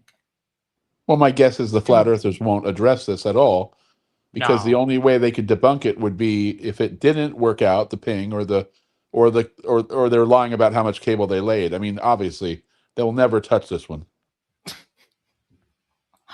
Oh my, Basil! The HMS Endurance crew was almost as brave as the TFE crew. Think of what MC Toon went through. He didn't sleep for 24 hours. Come on, we were doing so well. And he's back. Basil, why do you ruin things, buddy? We were doing so well. Basil, you know what? Let's just, when you tell me what you've done, when you can compare anything you've done to what Will Duffy did, either in money spent or time away from his family or the travel and distance or the stuff he hauled up there, then you can talk shit about him. But until you do something, you know, you're just picking on a guy that he doesn't care anymore, bro. He did his thing. He's gone. I'm going to help you, Basil. You know what would teach Jack Feder if all of a sudden I could afford a gold inlay countertop for my kitchen? Oh, that would burn me bad. That would definitely show him. Yeah. But there's no way you can do that, Max. It's about 1,000 kilometers too long, even at 100% tension. We can have a look at the Perth to Muscat one. We can see that, again, the flat Earth distance is just too long. There are hundreds of these. Similarly, we can look at railways. So here's a physical object. The railway between Kalgoorlie and Takula, we can measure the track length. It's 1,280 kilometers. If we look at the spherical distance estimate, that's 1,240 kilometers. The flat Earth estimate is 3,000 kilometers. So we can show that the flat Earth does not get that right. Similarly, we can look at Jacksonville to Pensacola. We can see that the track separation is 593 kilometers. The spherical distance is 533. The flat Earth. Boston Concert says, as long as the countertop says chirp. You'll accept that. That's a deal you can accept. Oh, that would definitely show Jack. Basil asked, does taking a picture topless count? Not I unless you, I mean, if you have boobs, yes. If not, no, who cares? can think of two other ways where he could just get me. One would be a built-in house vac system for you, and the other one would be probably bidets in all your bathrooms. So that would burn me really well. Nice. Distance 643. 10 We seconds. can now check the geometry. Flat Earth suggests that distance between longitudes should increase with distance south. It doesn't. We can show that here, but we can also go to Argentina and see that the track length in Argentina is even shorter than the Northern Hemisphere track length. All right. I just asked you to stop the screen share, and thank you so much, Tony, for Fact your packed. introductory statement. Oh yeah, Tony. That's one of the things I always love about Tony. His presentations, they usually bring something new, something I haven't heard before, and so on. Well, he also made a presentation to prove his side, not to just diss the other side with bullshit, you know. Yep. I just want to remind everybody, if you haven't already, hit the like button. It only takes a second, and it really helps us out when we're having these live streams. I'm not a fan of Ryan. No, he was nice. He just seems too. I don't know. He just seems completely disinterested. Well, I mean, he did have that, but other than that, like he was cool. Jump. He is cool. He's not dead. He's just not online anymore. On the floor to present the case for the globe Earth, and the floor is yours, bud. I do love the mic. All right. Who is TJump? What's his background? Philosophy and atheism. Oh wow. Yeah. I mean, Basil, if you want to talk about a grifter, you might have something there with TJump. Like TJump for a while used to go on debate, and he would do his opening and then say, "Send me money." All the objections they said don't make sense. Like the fact that when you jump, you don't feel it moving. When you jump in a plane, you don't feel it moving. When you jump in a train, you don't feel it moving. The fact that you jump would not indicate its motion unless you don't understand that there's an atmosphere around you that's also moving. You feel changes in motion, not motion. You feel change, acceleration is the more accurate description. He said, true, he wasn't a full-on Christian nationalist. Wait, what? Like FDFE. Wait, what? I'm so lost. For what the other ones, there's curvature. There is curvature. So yes, we see curvature. We can prove curvature. Curvature's been proven. You can literally just bounce radio waves off the clouds and have them bounce back and forth. And you can calculate where they are. Is very, very easy. Not difficult at all. Yeah, that's good. I'll just conclude there. Moving like open discussion. All right. And he typically does a lot of that. He says 2 sentences in the opening and then goes into... Well, if Tony's your opener, what else can you really say? That is true. That is definitely true. But, oh, yeah, look at Hakim's face. That was a very nice pause. Part of the reason I don't get the tag team thing is, I mean, unless you had so much to say that it couldn't fit in your 5 minutes, so you then had the other person, why not just give the one person 10 minutes? I mean, Yeah, if you're smart, you'll team up, right? Some people have done that. Basil says, hashtag Ryan did nothing wrong. I mean, you're telling me he got kicked out of, after a debate where I was there. Well, as usual, he put words in my mouth. I didn't say he did anything wrong. I said I just didn't like him. Yeah. I'm lost. Oh, so the Christian nationalist was about the Ryan. Okay. I'm lost too. Basil's complaining is as quick and nimble as a Looney Tunes roadrunner. Basil's neurons fire in a completely random sequence, so you get whatever the next firing it contains. Basil, you know that I'm joking, right? Because your whole thing seems to be about the money, so I'm just playing into your game. Yeah. Also, you called me a grifter weeks ago, Basil, and I have not true. made a penny yet. So either I'm a shitty grifter or I'm not a grifter. I don't know. He's a reverse grifter. He's the one that sends money. I am. Wow. Jesus, I am. You are. Yeah. And look, I don't know. I tend not to call. I would say that someone is a grifter if they were out there, like begging for money all the time, and also if they were like not. I don't know. If I were, for example, I would be a grifter if I were to start defending Christian nationalism tomorrow, right? So yeah, I don't know. I don't. Or if you constantly hawked products or things. I mean, people pay for super chats that want their chat read. That's not grifting, Basil. You do it all the time because you want your opinion read. Otherwise, you just put it out there and hope he possibly sees it. Yeah, which I do, and I read a lot of. You're very good at reading people's people's comments. All right. 5 minutes on the floor there, so we're going to kick it into an open discussion, everybody. If we go into muted rounds with too Buckle much up. stuff, we'll do that. Oh yeah, you guys. I'll be live right chat, back. but we are going to do a Q&A at the end of this discussion. I do have a get your questions in there, and we're going to ask each of our. I'm guessing that Hakim is going to. So without further monopolize ado, the time. let's kick it back over to Matthew and Nathan to respond to some of the things that they just heard. And I put you on mute there, Matthew. Or Nathan, will he even get a chance to comment with Hakim? He was making his intro, so I'll just ask you to come off mute, and we should be good to go. Can you hear me? Brilliant. All right, let's rock it, fellas. I was coughing a bit, and I'm sorry if it was loud. I didn't mean to interrupt anything. I apologize for that. Yes, you did. So excuse me. No problem. But anyway, let's go. Mr. TJump, I heard your rebuttal about how if we were to jump inside a plane, do you understand what you said about that? If you were standing inside a plane. He said it, you dumbass. He does understand. Make your point and move on. He can't even have a fucking discussion with somebody without having to restate their statement in a way that's going to look, advantageous to him. I knew he was going to dominate. Does Nathan get to say a word? I don't remember. Holy Hand Grenade says, is there any chance that Hakim is punched in this debate?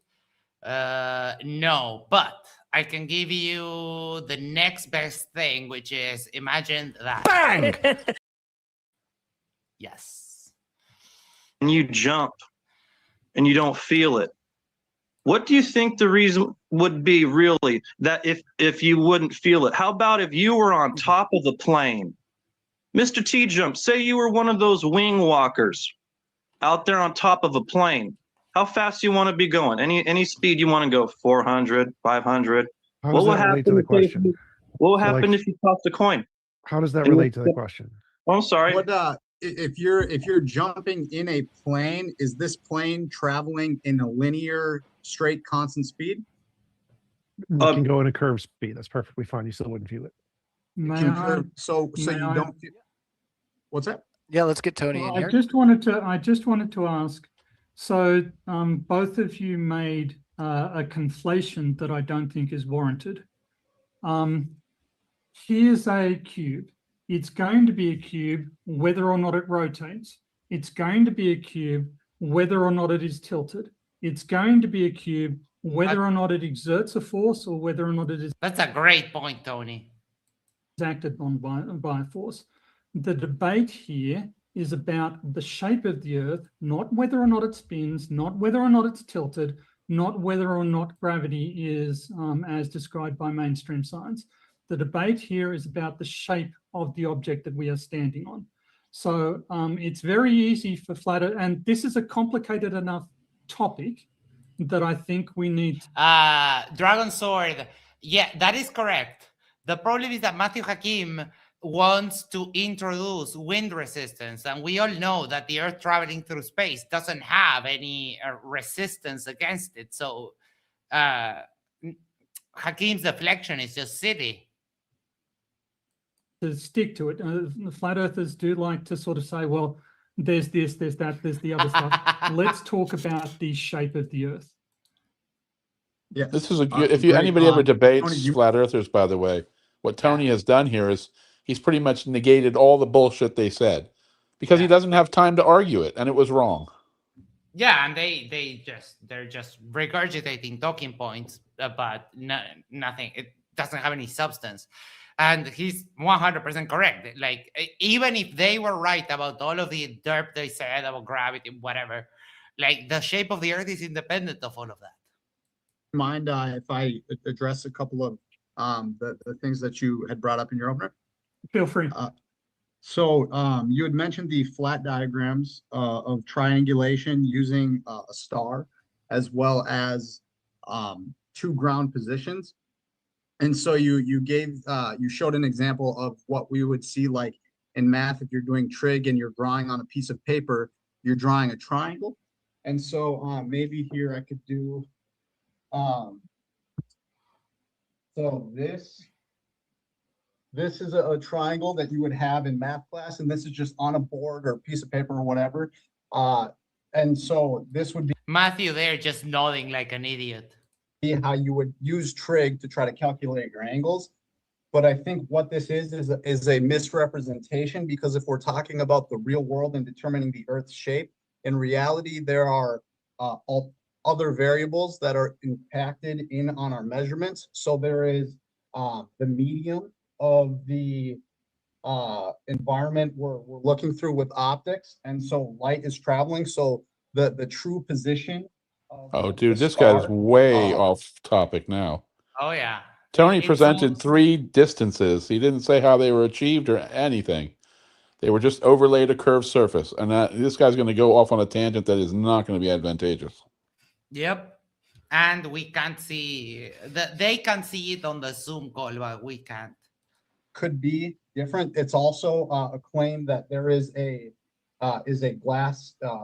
I would advocate for a firmament, a dome structure. So there is a medium change that could be affecting the position of. So the sun and the stars and the moon are outside of the dome then, Nathan? What keeps them up there? Well, he also said could be. So here his argument is just what if. Yeah. As well as things like the atmosphere that would essentially make squiggly lines. Magic rescuing device to the rescue. Yes. I love that.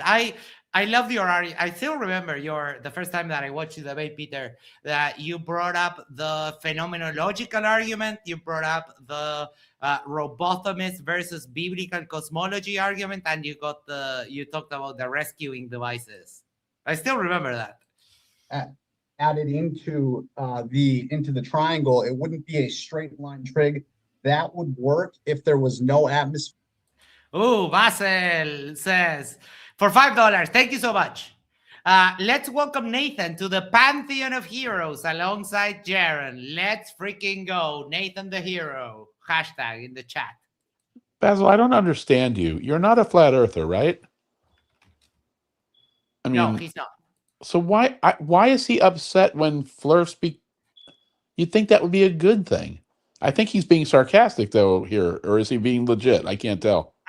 Well, he thinks that we have elevated Jaron into a pedestal of heroism, which I don't think anyone has. I'm on Basil's side with that, though. I still have complete doubts about. I don't forgive him for what he did in the past. And that's fine. But he was never touted as like. But I'm happy. Yeah, I'm just saying, Basil, you can be happy that somebody. I mean, you don't have. It's not all black or white. I don't think he's done enough penance for what he did, the damage he did. However, I am happy that he's now seeing reality and believes in science. Yeah, I mean, he went and had to get a job because he had to give up YouTube because he wasn't making any more money of it. I do also see his point about him being celebrated, but then you have to also look at that as, you have to talk to him and bring him on shows to talk to him. They're not bowing down to him. So if they celebrate his becoming a globe earther, there's going to be some celebration, Yeah. You can't just not talk to him because he believed in flat earth at one point. Exactly. Electron Element says, what are the thermodynamic properties of the firmament? If the firmament had any temperature, it would radiate energy, which could be detected. Oh yeah, that's a great point. I mean, it could be detected with like radar and all sorts of other stuff. Well, But one yeah, person says it's fluid. What? Fluid helium or whatever? superfluid helium. Superfluid Yes. helium. Yeah. Yes. Yeah. No medium change, and everything was direct line of sight. But because there are these variables, I think that that in particular is something that is not. It works as a mathematic on a piece of paper, but it is not allow me real to ask. world applicable. Yeah, allow me to ask you a question though. Do you agree that we can navigate accurately and correctly, and we can work out how far we need to travel using the spheroidal Earth distance approximation? Yeah, we can travel using what we have gathered for our travel logs as far as ground traveling, how long it takes us to traverse from one point on the ground Bro, to celestial the other. navigation is As where he's far going. as the Yep. I mean, he saw the opening, right? Or was he not? But I paying mean, attention? Nathan's now going to relate this back. They've used celestial navigation forever, buddy. And if it were wrong, it would be wrong. Yeah. If more people would have died than, like, people did intercontinental, transatlantic travel by doing celestial course. navigation. Yeah, So, what else are they going to measure? The fact that he's the going stars here, I feel like Nathan isn't worthy of this debate. I mean, maybe, don't get me wrong, Hakim isn't either, but Nathan is going to just, I think he's going to give too many openings to Tony. yeah. on that for their general position, what our zenith star is. I think that we can do navigation because there has been navigation for a very long time, including going back to antiquity, where there were flat Earth cultures who were navigating successfully with their flat Earth views. Could you give me an example of a flat Earth culture that was capable of intercontinental sailing? So the Scandinavian cultures. Ashton says, believing in the firmament prevents moisture developing in the genitals of romantic interests. Vikings were able to get to I'm not sure I got Canada that one, and North America. It prevents the ladies from getting wet. It's like a desert zone. I got you. Yes. Parts of North America, I Birth believe. control. We should start calling flat earthers silica gel. Oh, look who we have, the one, the only PhD Tony. How you doing? Hello, how are you? Fantastic, loving the glasses. Hey, Tony. Oh, well, it's because I just came inside. They're photosensitive, so they darken when I'm outside. Nice. And they should lighten up as time goes on. I'm not stylish enough to have full-blown sunglasses, so. Well, as a fellow glasses wearer, all of the options for glasses, like dark glasses, are atrocious. The ones that you put over the glass, like, they're all horrible. That's why when I go outside, I use contacts. Right. Okay. You will be stylish for the next few minutes anyway, Tony. Okay. Really pulling them off. Okay, wait. We had a question here. So you kind of addressed it a little bit, but what was going through your mind on the openings from their side, and did you think of changing the opening based on what they presented? Because from what I've seen, you have a huge presentation that you choose and you take parts from for each debate, right? Yeah. So I've got a fairly set thing that I want to discuss that I think is fairly coherent and makes the points that I want to make.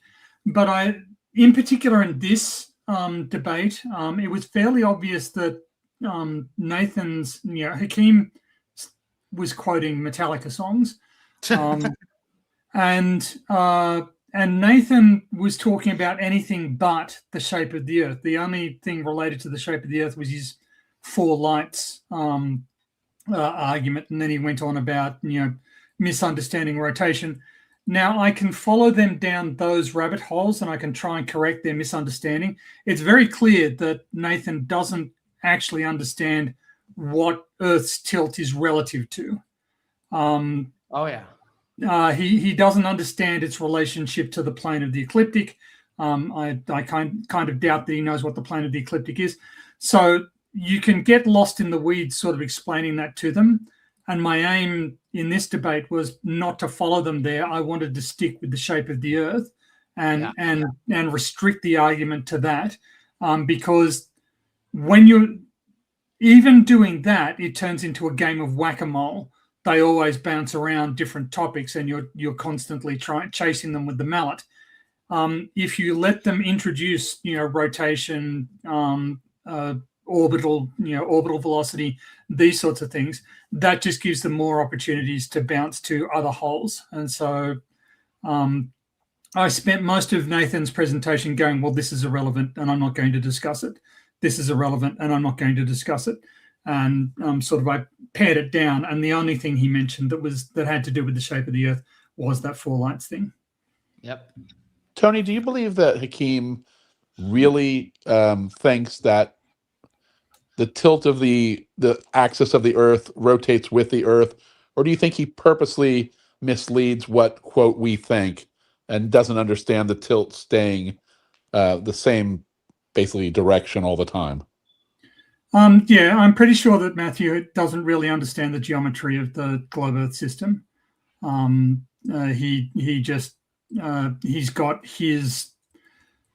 He's a very strong example of the Dunning-Kruger effect, the literal Dunning-Kruger effect, in that he imagines himself to have brilliant insights into all of these topics and to, offhandedly debunk, seismology and plate tectonics.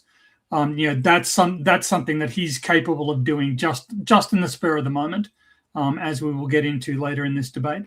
So he has this vast estimation of his own intellectual ability that is sadly not in accord with reality.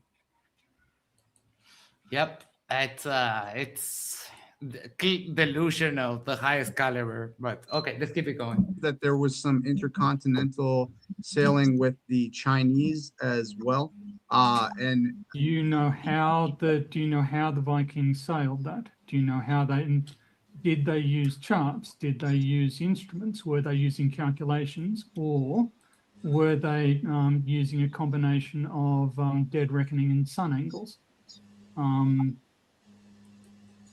I would reckon that they were probably using a mixture of various charts, positionings, maybe coastal sailing as well, landmark navigation. Celestial navigation. Greenland. You pretty much already lost when he said, I reckon. Do you know how the Vikings found Greenland and found Canada? How so? It was by accident. They got caught in storms, blown off course, and they found themselves near these things. So it wasn't a matter of them navigating successfully into areas that they had never been before. They traveled accidentally into areas that they had never been before, and then based on the wind that they had experienced during the storm, they navigated their way back.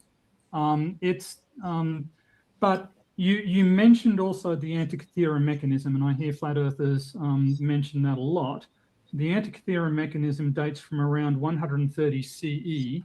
And by that stage, we know for a fact that the Greeks were using spherical trigonometry in order to calculate eclipses, sun positions, and planetary positions.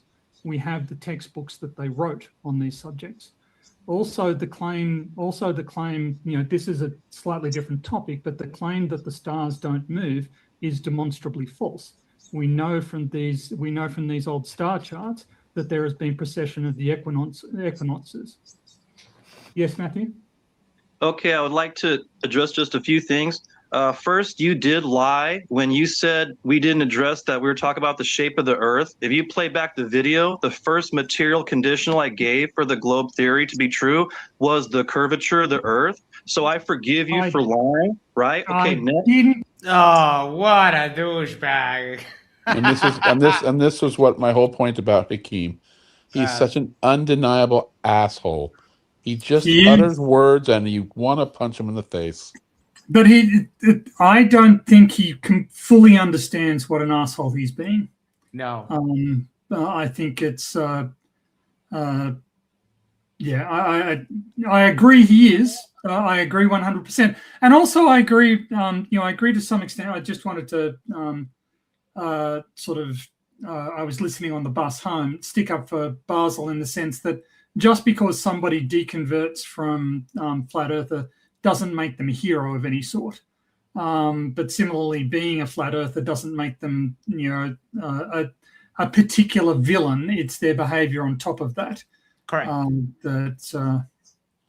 Yeah, and Hakim goes out of his way. The exaggerated finger pointing and laughing on camera when he's not presenting. He just can't help it but being, if I were the moderator here, I would warn people. Anything like that, I'm just going to take your photo down while, your video down too. Yeah. He does behave pretty much like a 6-year-old when he's on camera. Yeah, he's so bad. Video Sir, I object to that characterization. I object strenuously. I never.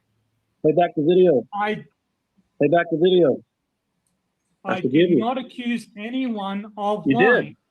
No, I didn't. You said we didn't bring up the shape of the earth. That was the first thing I said. Never left my mouth.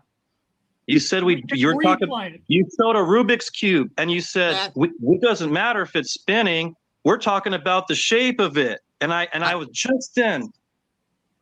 I was like, that was the first thing I brought up was that we were talking about the shape, right? Yes, and I didn't say you didn't. What I said was that your questions. What I said was that your questions about rotation and planes all have to do are irrelevant to the shape. Rotation is irrelevant, right? Pardon? How do you think? Can I? Okay, really quick. Yeah, on globe theory. Really quick, PhD Tony. The reason rotation would be important on a globe Earth is that would be the reason for having day and night. I'm not disrespecting you. It's not irrelevant. But that's the first thing I brought up. But I do want to change the subject really quick. I want to just kind of really quick. I want to go back to TJump, man. If someone stop. Before we go back to me, I want to fix this problem. So I want to get off my chest because you said what if someone jumps on a plane? Stop. Right? This is moderation is going terrible here. Yeah, well, you missed the point, Matthew. Oh my! I think this is the first time I've heard a Glober do the riot. You missed the point. Go ahead, Anthony. We stop. You missed the point. So Anthony, when he was bringing up the cube, he was telling us to stay on topic of the shape. He wasn't saying. Oh wait, your full name is Anthony? I thought it was just Tony. Technically, my legal name is Anthony. Okay. I prefer to be called Tony. Oh no, I get that part, but I just thought that your legal name was Tony. No. It's Anthony. Got it. Saying you didn't address the shape in your elbow. He did not say that. That was not a part of his claim. He was saying, let's stay on topic about the shape. So you calling him a liar, you were wrong. Okay, you were just wrong. Dude, I was talking about the shape. Everything I mentioned. I don't care, Matthew. You missed the point. I don't care if you don't care. Matthew, stop talking. Oh my God, Matthew.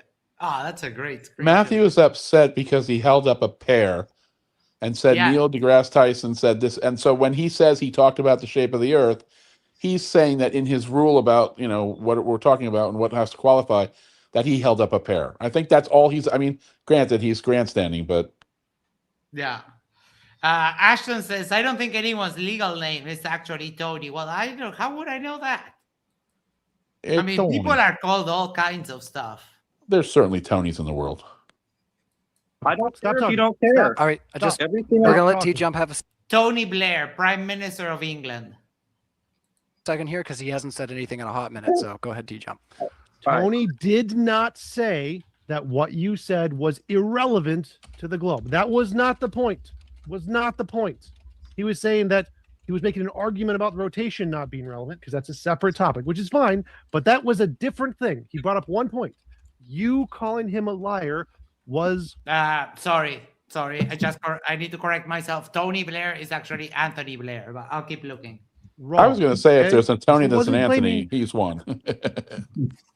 You never addressed the shape in the beginning. I don't know why you're spinning your fingers like an idiot because it doesn't address the point. Okay, if it's about flat Earth, what do you think we're talking about? How would we not Stop, stay on Matthew. Stop, topic? Matthew. Stop, Matthew. How Go is back it to the first claim. possible? One claim at a time, Matthew. You Right. claimed he was a liar because he Yes, said because he said we weren't Stop. addressing the shape. Okay, Matthew, I think he already clarified what he had said in his intro, Matthew. So I do want to move on from this the idea that Yes, he is. But effectively, Tony is actually also a standalone name. was lying in the intro. Maybe there, like I said, maybe there was a misunderstanding, but Nathan had something he wanted to ask. So let's Is there carry any on and then conversation or address the debate that Hakim has had that he hasn't ruined and turned into just a shit show? Nope. I would They're be- all like that. I haven't encountered him that often, I'm going to be honest, but yeah, everyone that I've seen, he's a. I mean, I think you should know about this by now, but in case, for those of you who might not know, Hakim was set out to do a debate with MC Toon and some other people. And right before, in the pre-room, right before the debate, about 10 minutes, Matthew said a very nasty thing about MC Toon, about one of the videos Toon shared. And Matthew got himself kicked out of that debate because of making those accusations. So, Christ. yeah, it's bad. It's really, really bad.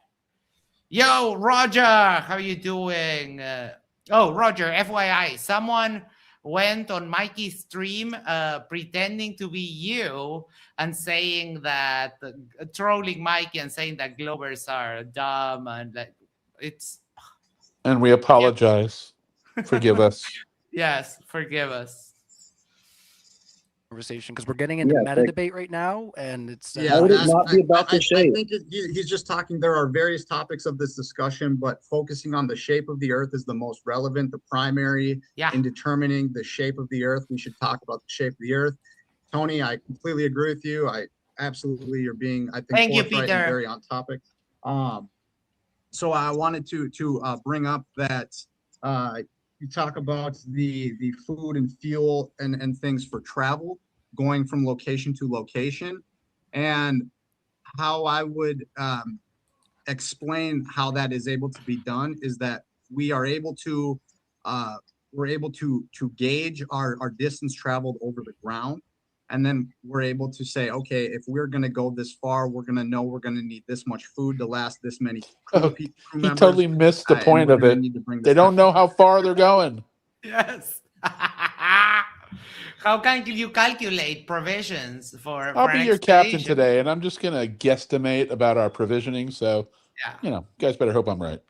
Because I mean, you can't take less because you will run out. You can't take more because that expends more fuel, and you know, transport companies are businesses. So like you have to get it just right. I just love how he missed the entire point of Tony's illustration. That was all he was trying to say. You need to know how far you're going. Yep. Of water. If they were able to know that they were by certain lands, they might have been there before. If you go onto one land and then some people are not too fond of you being. Yeah, resupplying. You also need to know how far. Nobody so had you been can plan out. anywhere in those times. Like literally, it's like, let's find the captain that's been that way so he can point out the landmarks. No one. And in Tony's the voyage that he described, the people that were hopping all over the coast, they couldn't even do that. They couldn't even stop and resupply because they got attacked by the natives. Yeah, Being there, that is the sort of the main point of that story is that the first time they stopped on land, they got attacked and one of their crewmen was killed because the islanders could work out, well, these people aren't in a big ship, so we're not going to get into as much trouble for attacking them because they're in a tiny boat. They don't have cannon. You know, what are they going to do about it? and so they decided it was too dangerous for them to make landfall. They needed to make it. And we've got the logbooks, we've got the calculations that Bly made of his position and how far he traveled every day. Those logbooks still survive. They're in the Library of New South Wales, because he was Bly actually was the governor of New South Wales for a while, before there was a rebellion that kicked him out. Okay. You've already got Nathan in defense mode though. He's scrambling. I think now he's off his topic. Yeah. Continue to go on your voyage and you find another land and get out there. Are they being, I'm not sure if they're being attacked everywhere they go or anything like that, but if they can find resources on the lands that they settle at, but if they know the destination is so many thousands of miles away, then maybe they're already prepared for that, because going into an unknown open expanse. Maybe what if, again, the appeals to possibility, they're getting wild. It's getting worse now. It's getting worse. If your captain is Jack Sparrow, you're in good shape. Oh, yeah. Water, I think, would be pretty difficult to reconcile how many resources you should bring along. So I would think maybe there's prior knowledge to the locations that they're going, and we are able to topographically lay out the distance of our ground coverage. Okay, but one of the examples I gave was Shackleton sailing from Elephant Island to South Georgia, a journey that had never been made before, at a time of year that it had never been made before, in a vessel in which it had never been made before. So the claim that it's based entirely on experience is not true. And similarly, if you've got only 2 data points, which is your current position, which is what Bly had. Bly had his current position and he had his destination, and he had to calculate how much food he needed to make that destination. And he knew the distance and he got the distance right. We have his logbooks. We know how he calculated it. We know how he calculated it, and we know how he did it. And it's not just actually people traveling. So I've raised the concept of boats and planes and trains, etc. But actually, the speed with which earthquake vibrations travel, the speed with which this one is so good because they. I love this piece of evidence. Is just great, and Tony has the presentation laid out in the globe format and the flatter format, showing how the times don't work. That is just perfect. I love that one. Tsunamis travel the speed with which atmospheric pressure waves travel, the speed with which what was the other one? Weather systems travel. All of these speeds are consistent with spherical distance calculations. So it's not just a matter of people doing this. Everything travels everything travels as though the Earth is spheroidal. Matt, you mind if I jump in and just ask some about this? Oh yeah, I'm listening. I'm watching what's going on. You're doing great, man. Let's move into 1 minute. His response was, I don't know that he's doing great. No. So rounds for each side, so that you guys can make sure you're bouncing back and you're not throwing too much stuff out there all at once. So 1 minute on the floor. Just to continue with this with you, Tony, about so they knew the distance that they were going to a land, but they didn't know where they were going, and it was the first time they. He still doesn't get it. Maybe Tony wasn't simple enough. They calculated the distance. That's how they knew it. They didn't pre-know it. Right. They had like an outline on a map. It's like, okay, we're here. We need to go here. How far is it? And then you calculate. Yeah. I mean, you don't even need the map, right?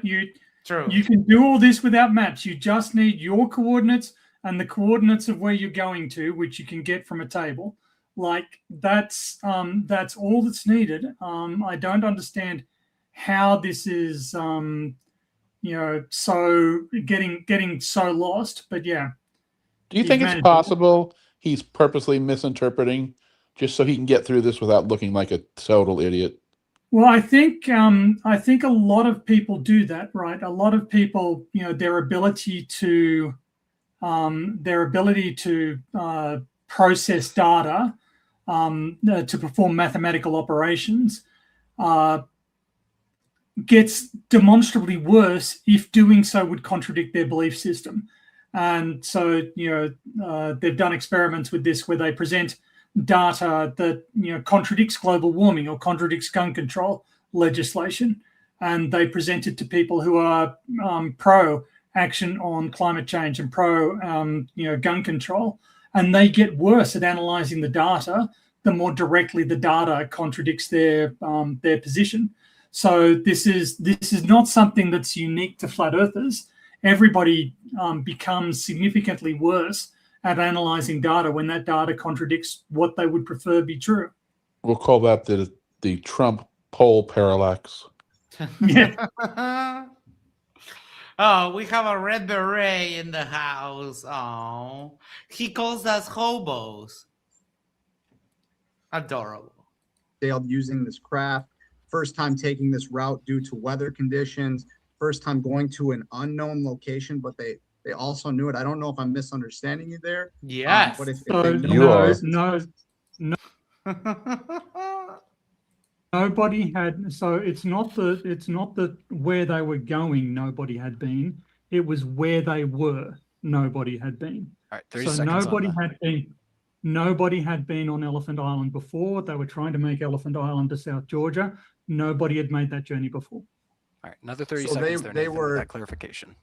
Yeah. Okay. So Or Matt. maybe I would suspect that if someone is in the dark about where they're at and then where they're trying to go, there would be very unknown variables there that would make navigation hard, so more difficult to really get an estimate of how far you're going to go. So maybe you're going to try to, if you're in an unknown starting point, your end point, you still can't really gauge the distance. So you might just bring as many resources as you can, what you think might be reasonable, and hopefully get all the crewmen there well and able to, This is the first time I'm hearing this, but Tony clearly said they knew where they were. Yeah. I mean, I don't know if he's just lost or if he's just trying to get out of this alive. Yeah, perhaps I'm not doing. They were on Elephant Island. They could tell where they were. I think they were the first people to actually try and stay on Elephant Island, but they needed to sail from Elephant Island to South Georgia, where there was a whaling station. So they knew the latitude and longitude of where they were. They knew the latitude and longitude of where they were going. But this wasn't a journey that had been made before because whalers didn't stop by Elephant Island. They had no reason to. There are no whales there. Even fewer elephants, it turns out. You clearly stated that. I mean, I was making fun of him because you clearly stated it more than once, and he either is misinterpreting you on purpose or he just can't comprehend. Yeah. Electron Element says Nathan doesn't obviously know anything about celestial navigation. Oh yes. I would have just asked ChatGPT. Okay, so they did know where they were because they were able to make celestial observations of their latitude and longitude. Red Beret says Hakim is a glurth shearer. He doesn't even shear himself. Look at him. What are you talking about? Longitude. So they knew where they were. It was just that nobody had tried to make this journey before. I don't know how to say this in a way that's going to clarify it. Oh, I'm more. Sorry. A minute ago, I They reacted to knew Tony on video saying what I thought he just restated there.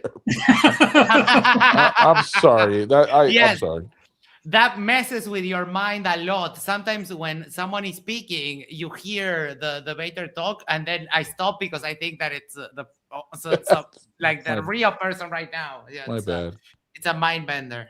They knew where they needed to be. Nobody had made that journey before. Okay, so they were taking a route that had not been done. Yeah. You know that this used up all this time understanding that. Yes, he can't even understand the example, but it goes even further than that. Like you're looking west. what direction are you looking? You're looking west. No, but directions change if you turn around. Yeah, if you turn around, then you're no longer looking. Oh my. Oh, like we're down to misunderstanding just like basic things. They don't even believe that. Which hand is your left hand? And they go like that. Sorry, I meant your left hand, the one that is to your left. Is that relative if you turn around? No, you have a left hand, you have a right hand. Simple. Oh yeah, sorry, man. Hey, thank you, James. Thank you, James. Okay, Tony, I know what you're talking. Here we go.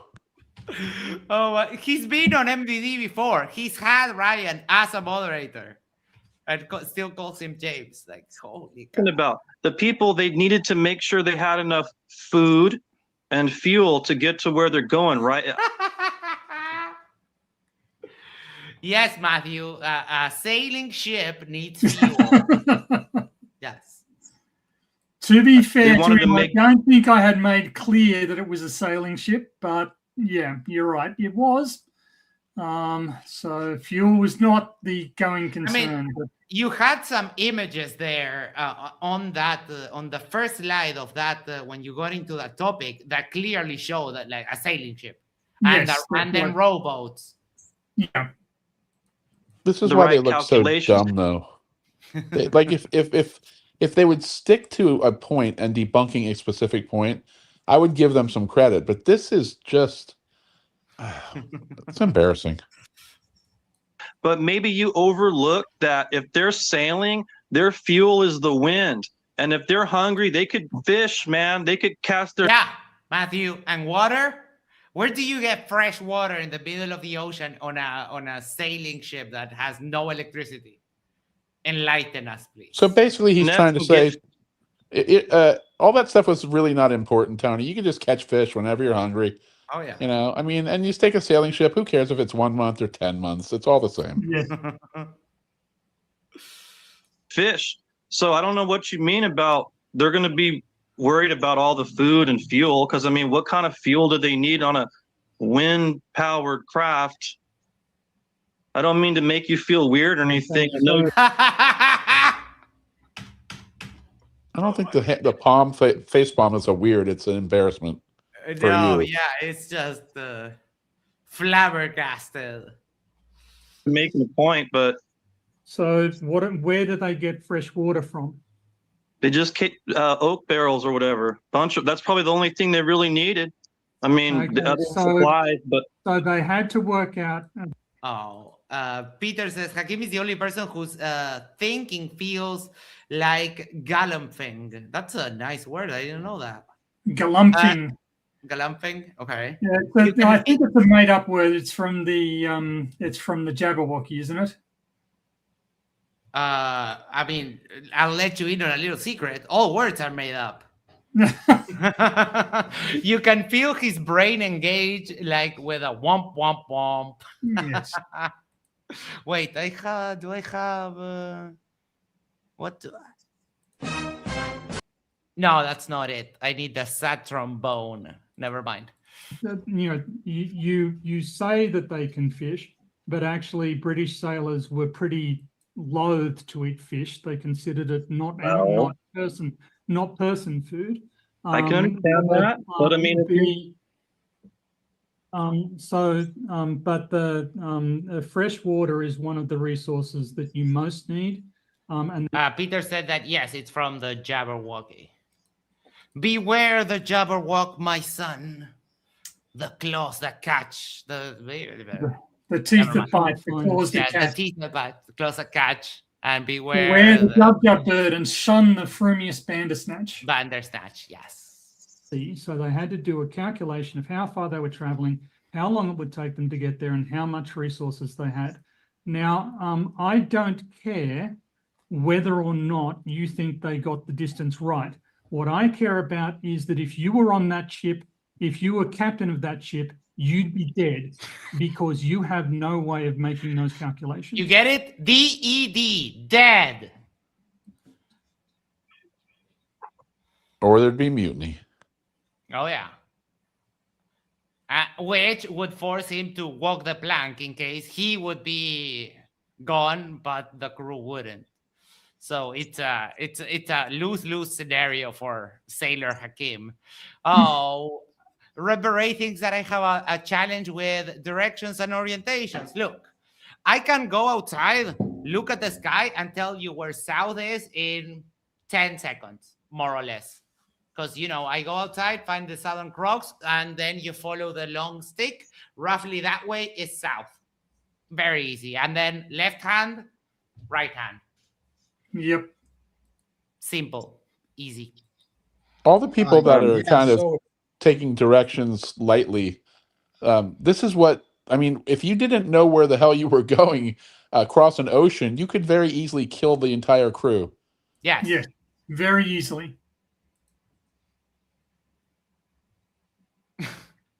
Dan says, I can tell you without reservation, if Hakim was on a ship, he would end up overboard. There's actually an interesting thing that I hadn't brought this up before, but there are lots of books about the Shackleton expedition that are really interesting if you go and look at them. But there was actually a stowaway on board. When they left Rio de Janeiro, I think it was, on their way south, like one of the sailors had brought a friend onto the ship and had hidden them away. And after a couple of days, when it was, they couldn't realistically turn around and go back to port just to drop this kid off, he came out of hiding. And Shackleton's first words to him were, "If we have to eat anybody, you're first." And he must have been he must have been pretty nervous at some sections of the journey, because they got pretty close to eating people. They didn't lose a single soul. Nobody died on this expedition, even though sort of everything that went wrong, everything that could go wrong did go wrong. I kind of think that guy had some nervous nights. No one died except for the one that got killed, right? The one that got killed by the natives. That's Captain Bly's thing. Sorry. Okay, got it. Never mind. So we're gonna nickname you Appetizer, whatever your name is. Yes. Right. Entree, but that's your nickname from now on. You are going to basically, if you're going to have a point, 2 points above. Dude, I have to tell you, I respect the whiteboard. I like it. I don't know why. When I finally freaking move away from this house and I get my actual studio set up, I would love a whiteboard behind me. Just, if you're going to do a whiteboard, though, Max, you've got to do a technologically advanced whiteboard that you can electronically wipe, hook it up to your computer, take a snapshot of the whiteboard. Nice. Basil, we'll do donations. For 5. Oh my God. Basil for $5. Thank you so much. Says Tony, how close do you think the crew on TFE was close got to eating anyone? Well, it would have had some value then. When they'd abandoned all hope, I mean, it was possibly all of 100 yards to their to the dining tent. They were eating better than a lot of people. Mostly when I wasn't soon telling stories about there being sort of buffets that they could pick from, like they got to choose from the buffets. So yeah, the term polar explorer is kind of misapplied. I think it might have been. He likes to nail them all the time. Basil makes fun of that trip, and they weren't really explorers, and yada yada yada. But Basil is demonstrably right. They were not exploring. Well, but I don't think they claim to be any great explorers. No, there is a video. Basil says I never heard Will claim that he was a polar explorer. Yes, I did. Oh, okay. Then, but it was probably ironically, don't you think? No. Will is sufficient. I don't like Will. I dislike Will, and I think he's a fucking idiot, as well as a menace to society. So it does not.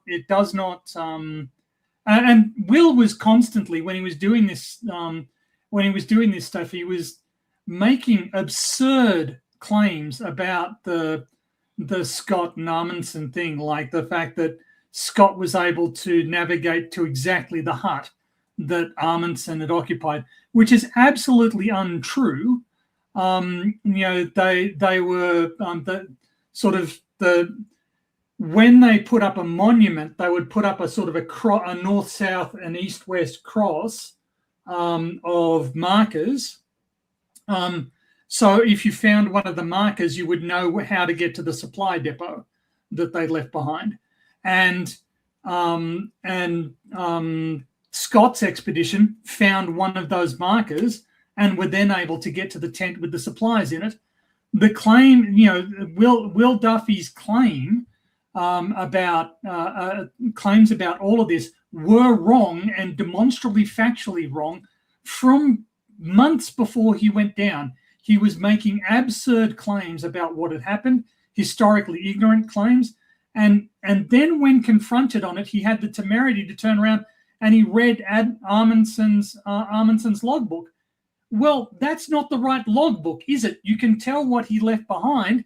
Scott is the one who actually found the shit. Perhaps you read his logbook and it'll tell you what he found and when.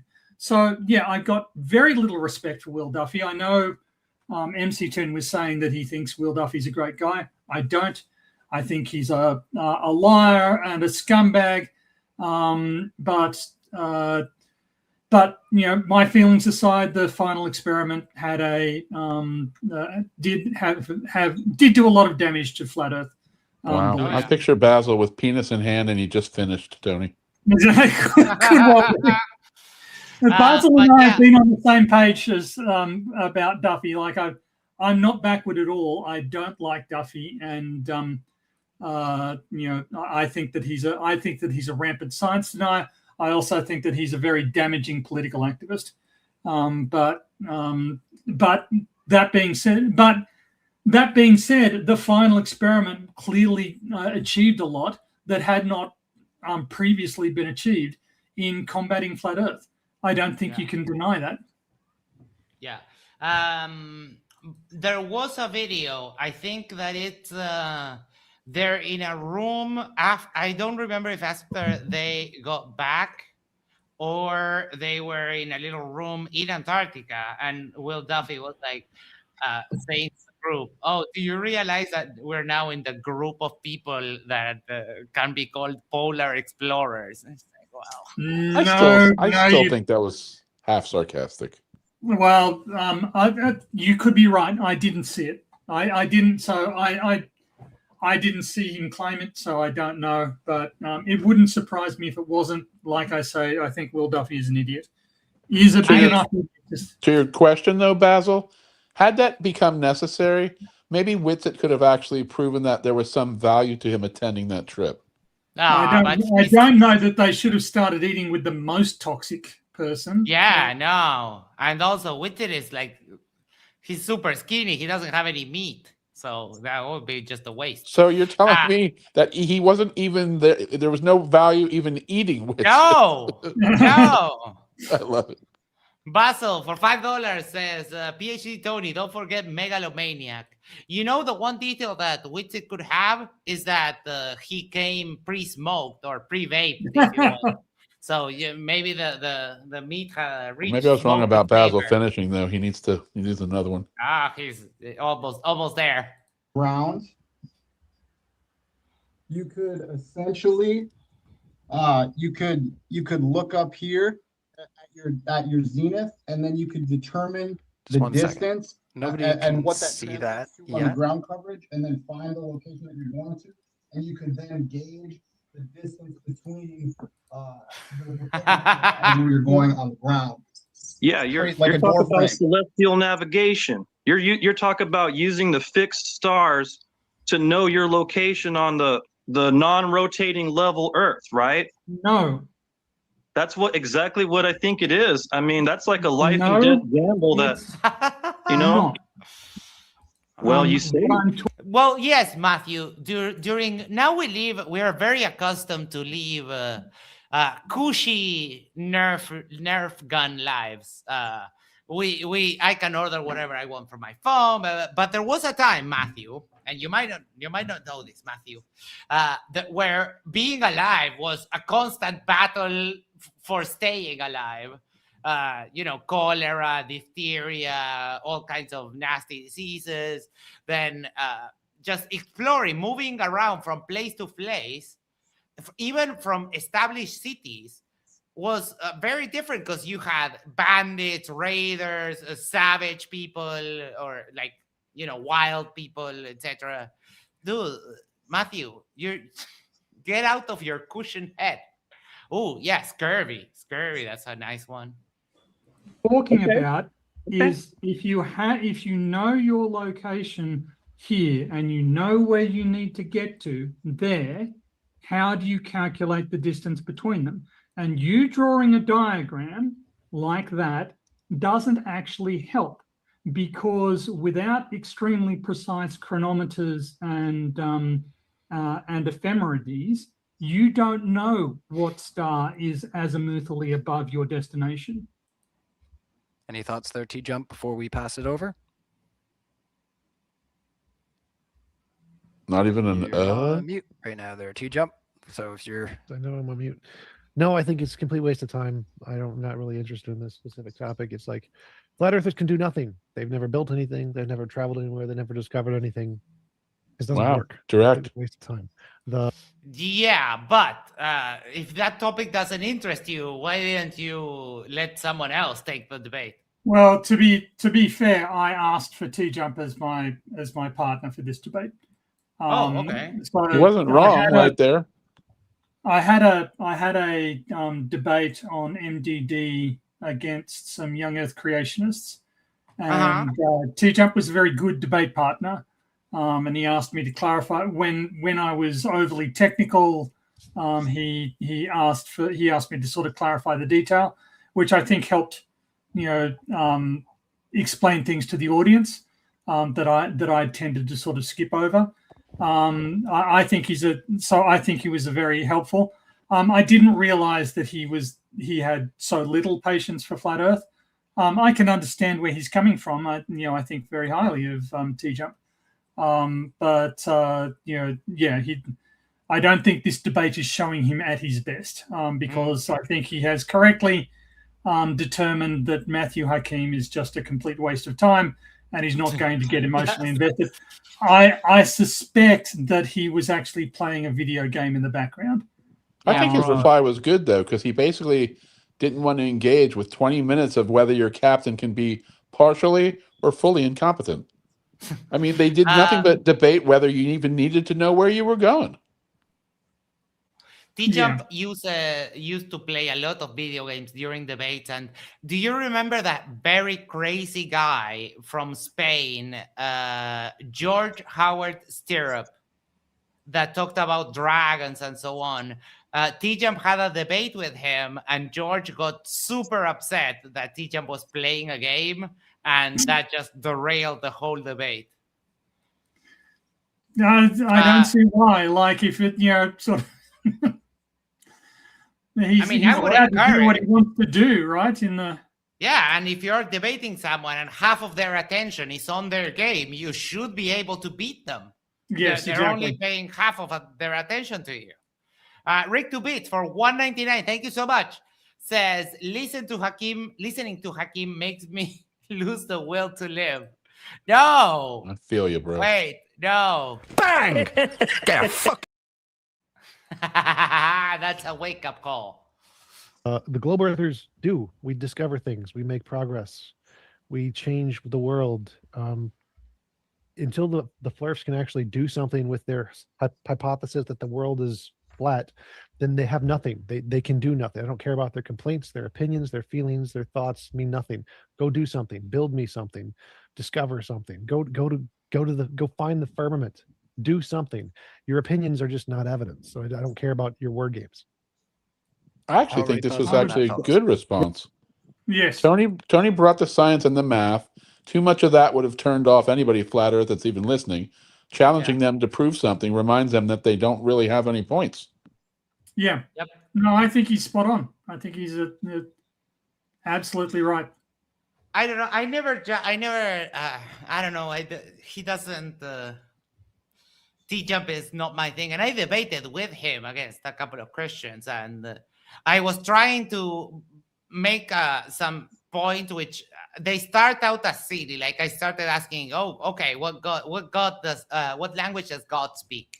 And TJump like shut me down, like he speaks the divine language. And I was like, and he kind of snarled at me. I was like, well, okay, sure, sir.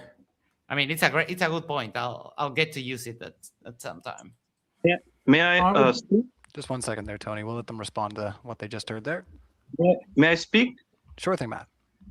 Okay, Tony, you mentioned like they wouldn't know what star they're looking at. I'm not trying to make you look dumb, man. God, he's so but there's arrogant. He's Matthew, so fucking arrogant. Tony would have to drive a spike into his forehead and another one into back of the head upwards, and he would still crush you, dude. What are you talking about? Well, and forget everything he's learned since middle school. That is also true. Yes. It is one of the endearing things that they think I give a shit about their opinion about my intellectual ability. Right? It's because they get super triggered when people call them dumb, and they think that everyone else is the same way. But I mean, you can call me dumb all you want. I don't care. I know how smart I am. I know how smart I'm not, which is the more crucial of the things, right? Cygnus requested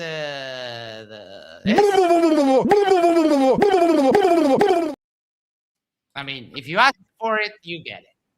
Something called constellations that are quite noticeable. Perhaps you've seen them. And if you could... Oh, Matthew. Every word is just dripping with like almost like indignation against Tony. The word and the da. It's like he can't control himself. Matthew, I would challenge you to identify constellations with the naked eye. I would actually challenge you to that. So see if you can, because I mean, they don't look anything like that. You need to be very observant of the sky to identify the constellations, Matthew. Holy cow. Oh, wait. What do you mean you don't know what that is? Okay, hold on. We're making a little side tangent. Hakim wrote a book? Wait, you don't know either? Oh, no, you're missing out. Wait, hold on. Hold on one moment. Where do I have that? Give me just a sec.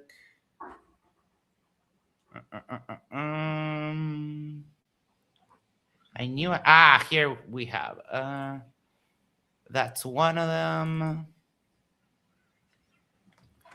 And where's the? I have both. There we go. Okay. So yes, Matthew Hakim did self-publish 2 pamphlets on Amazon.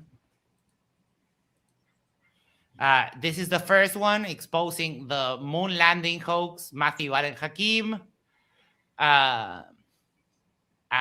It starts with an abstract. And then it's just half pages with half a page blank, of course. And then this is 34 pages in total. And then we get to page 22, and then page 23, of course. What does it have? Memes. So yeah, boy, there's a lot of white space there. Yes. And if he double justified, there'd probably be a little more. Well, I mean, it's self-published, so what do you expect? Well, it's a click of a button. Yeah. Well, I mean, it's Matthew Hakim also, so I think we're in a stalemate. So this is the moon landing one. Wait. Are those graphics in the book? Yes. But you can't just grab stuff from They're The Simpsons and... Well, are they? All of them? Yeah. Oh, Yeah, well, yeah, still. they're all memes. Okay. This is the first one, and it says, "When you grow up and stop believing in fairy tales, goodbye, old friend." So Space he's a stuff. serious author then, obviously. Oh yeah. And then we have this one, reinterpreting celestial phenomena. Another one starting with an abstract. This one is also 34 pages, has pictures. And then, of course, boom, boom, boom, boom, boom. Oh, for God's sakes, crepuscular rays. Yes. And then,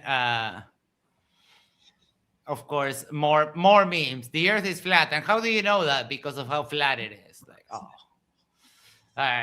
Is the earth flat? Google, no. Can men get pregnant? Google, yes. Oh, some transphobia there.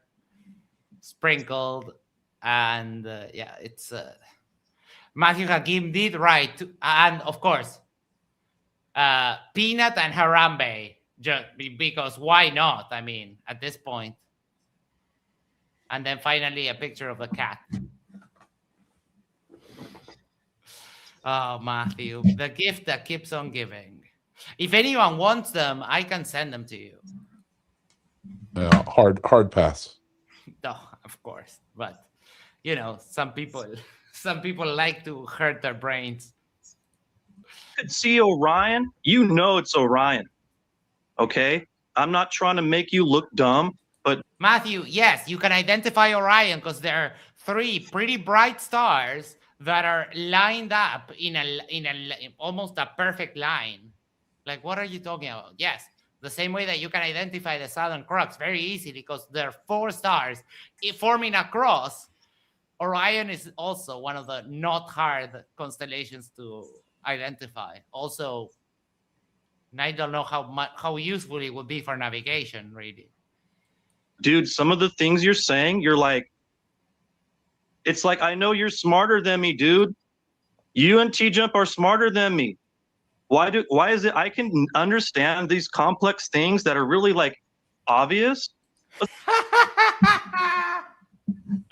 Matthew, no, wait, what's the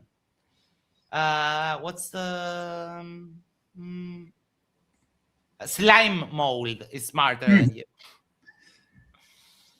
There's a guy that has a YouTube channel that plays with slime mold, and it makes them do crazy stuff. Like he put it in a box and then hang food from like the lid of the box, and the slime mold crawls all over the box, goes to the top, and then drips down the piece of string and eats the food. It's so crazy. It's fantastic.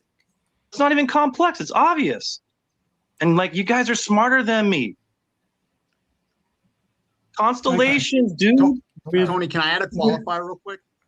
You got 15 seconds, and then we got to hand it over before we get too much in there. So, Tony would not look dumb if he was wearing a dunce cap.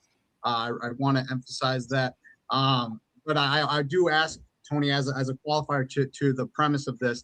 If they knew the location they were going, how did they know where it was? Don't they have to say the star should be above that location and that land, and then they look down and say that's where we're going to go towards? How did they know where the distant land was without using the sky? And okay. I'm going to explain this, and I'm going to use small words for you. My point was not that they can't recognize stars. My point was that they cannot identify which stars are exactly azimuth. Blackburn Big Dragon, you're wrong on that. He's a Witted fan. The problem is that Caleb is also a Witted fan, so they both sound similar. At their destination at a particular point in time. They would need an ephemeris, a specifically detailed ephemeris that would, and an extremely accurate chronometer. If we were doing this today, we could do this, yes, but just knowing that that star is in that constellation is no help in this problem. So prattling on about constellations is and claiming that it makes me look dumb is so pathetically inept that I am struggling to really understand what you're talking about.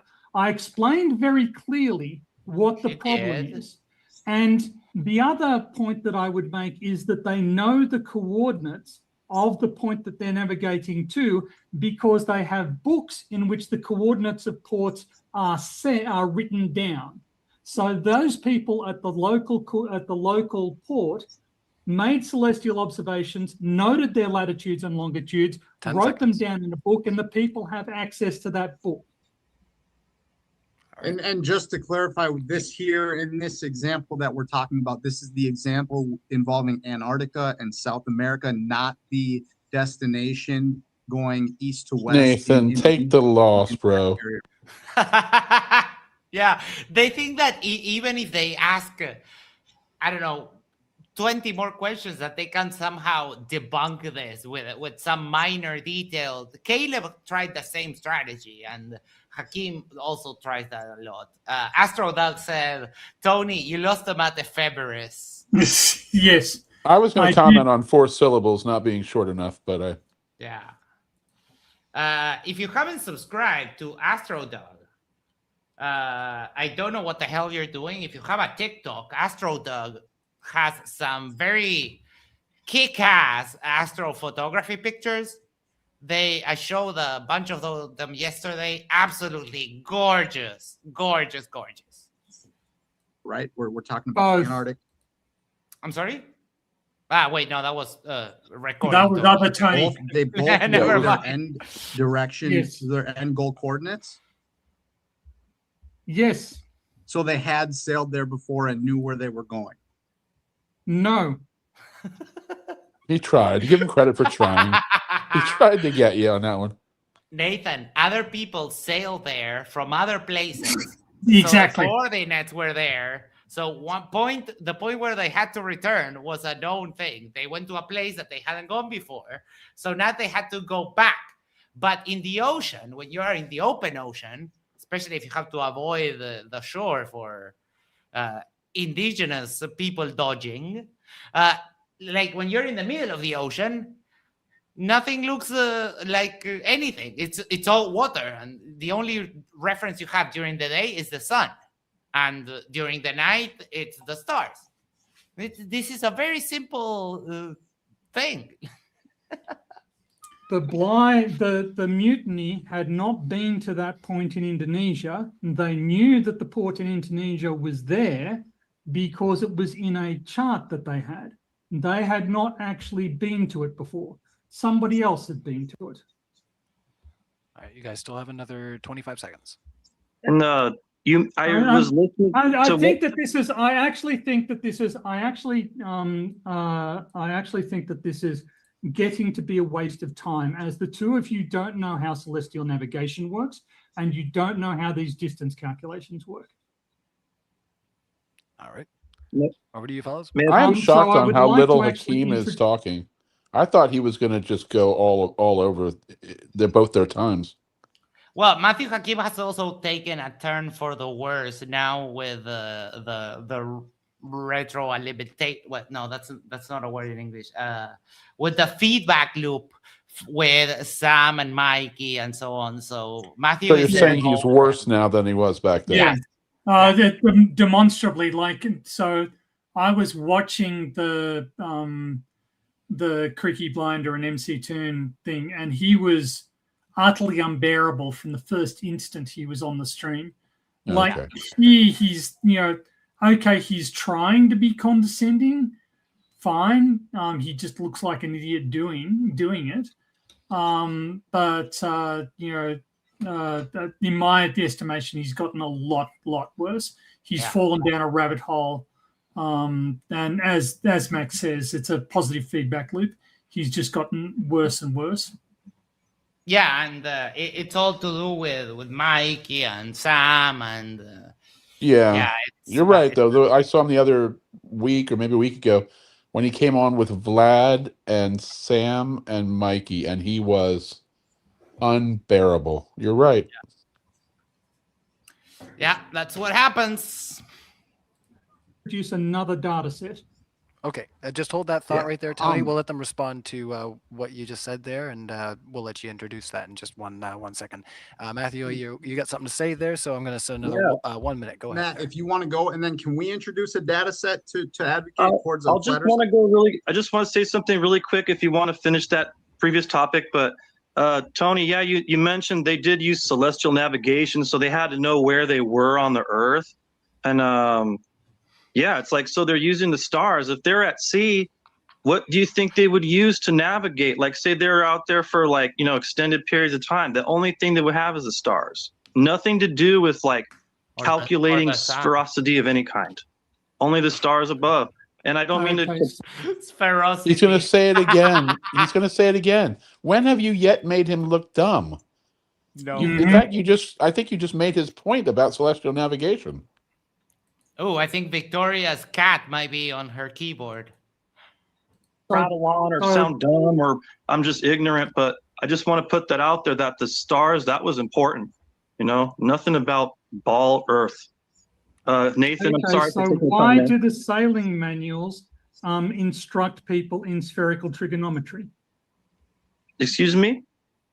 Why do sailing manuals the ear to the camera? I debated a guy once on. Excuse me? I debated a guy once, and he had no headphones, and I was showing my presentation, my evidence, and the guy was like this with the camera on during the whole debate, and I kept telling him, "You need to look at the screen."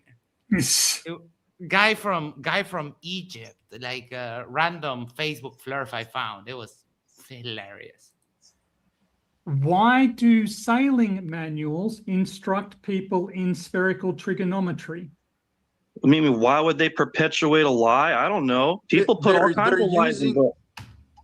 They're using so that there's a cyclical nature to the stars, cyclical patterns, and if you have the circles being made above us or around us, as far as what one model would claim or the other, you're using those circles and those trackable, predictable patterns that have been repeated throughout history and tracked throughout our logs of the stars. You're using those to be able to navigate, and if they had maps of the locations they were going, those could all be charted out star to star, ground location compared with the sky location of where objects are, and then they're able to navigate to this area that had been explored and already, so they knew where they were going, they knew the distances. The premise of the whole situation is that they didn't know. But I don't think they understand the point that you wouldn't end up in the right place. Yeah. No, and it's just, when they don't understand something as basic as like the premise of the situation, like that you're cooked. There's nothing there to. But again, what are you going to do? When someone fundamentally misunderstands such basic things as like they were at a place that they had arrived, they had to go back. Like, if you don't understand the situation itself, like how can I help you understand the more nuanced things, like calculating the distance? It's like having a debate over which sports car is best, and they're like arguing over the part number for the bumper bracket or something. Because they had traveled it and logged it. Except we have their logbooks and we can tell that isn't what they did. We know how they did this calculation. It wasn't in the way you're suggesting. Okay, so if they had calculations in their logs to the distance of the port that they were going to, and this was that someone had already been there, but they themselves had not, they are going to calculate the distance that they already had a map to the location. Nathan, how do they know? Oh, for fuck's No, they sake. did not have. All they had was the coordinates of the location. They had the coordinates. Yes. And then they had to determine the distance to that coordinate. Yes. Ding, ding, And they ding. didn't do it in the Ding, ding, ding, ding, ding. Wait. 53 minutes later. No. Why did it fail? There we go. Congratulations. You should start Are a you channel, suggesting- Max, that does debates, and you include sound effects as a moderator. Dan, that would be epic. That would be pretty good. I would, you know what I would need? I need to figure out a way, but I don't think StreamYard has it, a way that I could launch the clips with like a device, but I don't know. Actually, that's not hard. Just get like a Nova station and remap the keys any way you want to.